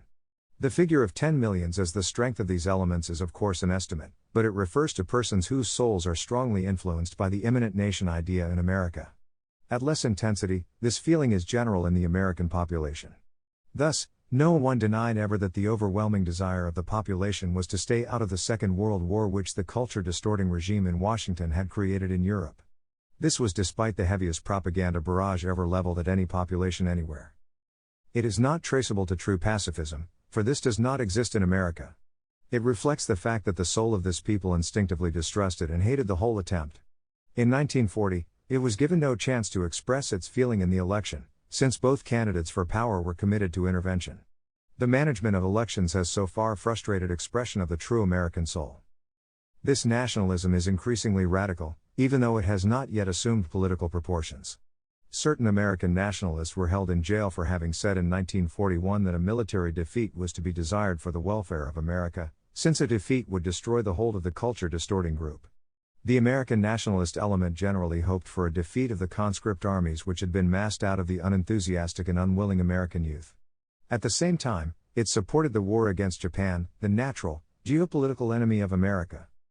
The principle of individuality, of continuity of soul and character, applies to peoples as well as to persons, and thus it is known that the spirit still lives which was effective in such men as Nathanael Greene, Mad Anthony Wayne, Ethan Allen, Nathan Hale, Richard Henry Lee, John Adams, Daniel Morgan, Davy Crockett, the men of the Alamo and San Jacinto, Stonewall Jackson, Robert E. Lee, William Walker, and Homer Lee. The century of materialism and money obsession naturally called forth no heroism, but the 20th century will change the spiritual aspect of America as it has changed Europe. The latent heroism of the American people will again be summoned forth by the stern creativeness of the age of absolute politics. Despite the extent of culture distortion and its attempts to render a people permanently into a feckless, uniformized mass, there are millions who have held themselves instinctively aloof. These people are the focus of great historical forces. They fight against gigantic odds, and they fight under enormous handicaps. American nationalism has no connection with a grand tradition of life, thought, and action. It finds itself charged with a politically revolutionary mission, but the American people is not revolutionary. Its reaction to a cultural disease is in a crude racial form. It faces a mighty political task, but is unconscious of the necessities of power thinking. Its intellect is not free from the superannuated ideology of equality, born in 1775, and still used by the distorting element for its own purpose. The hammering of the mass mind into the American people was at bottom merely a technique, an artifice. Strong individuality was submerged, it is true, but strong individuality cannot be annihilated. The age of absolute politics will wake once more what there is of genius in the American stock, and a powerful reaction may be expected from the mass veneer over the American soul in the form of individual leaders upon whom absolute power will be conferred. America is not a country with creative possibilities in the field of philosophy, and its higher understanding of the great realities of our time will come from its deep, determining connection with the mother soil of the West. The elements which will enter into the coming struggle between American nationalism and the culture pathological element will be numerous. It is probably no longer possible for the American Revolution to take a constitutional form. The perfected parliamentary electoral techniques of late democratic conditions seem to exclude that possibility. There is left only civil war. In such a war, the race war between the Negro and the white, the class war of the unions against the managers, the financial war of the money dictators against the coming authoritarian nationalism, and the war for survival of the culture distorter against the American people, will all step forth for resolution. Whether this crisis will be sharp and critical in nature, like the Secession War, war in the form of an uncertain and long drawn-out evolution, like the 30 Years' War, or the struggle between the spirit of Cromwell and the Restoration, cannot be foreseen. In any case, the struggle is one which is demanded by organic necessity, and only its occurrence can be foretold, but neither the form thereof, nor the date thereof. These are imponderables. When the American National Revolution takes political form, its inspiration will come from the same ultimate source as the European Revolution of 1933. Therefore what is written here is also for the true America, even though the effective America of the moment, and of the immediate future is a hostile America, an America of willing, mass mind tools in the service of the culture distorting political and total enemy of the Western civilization.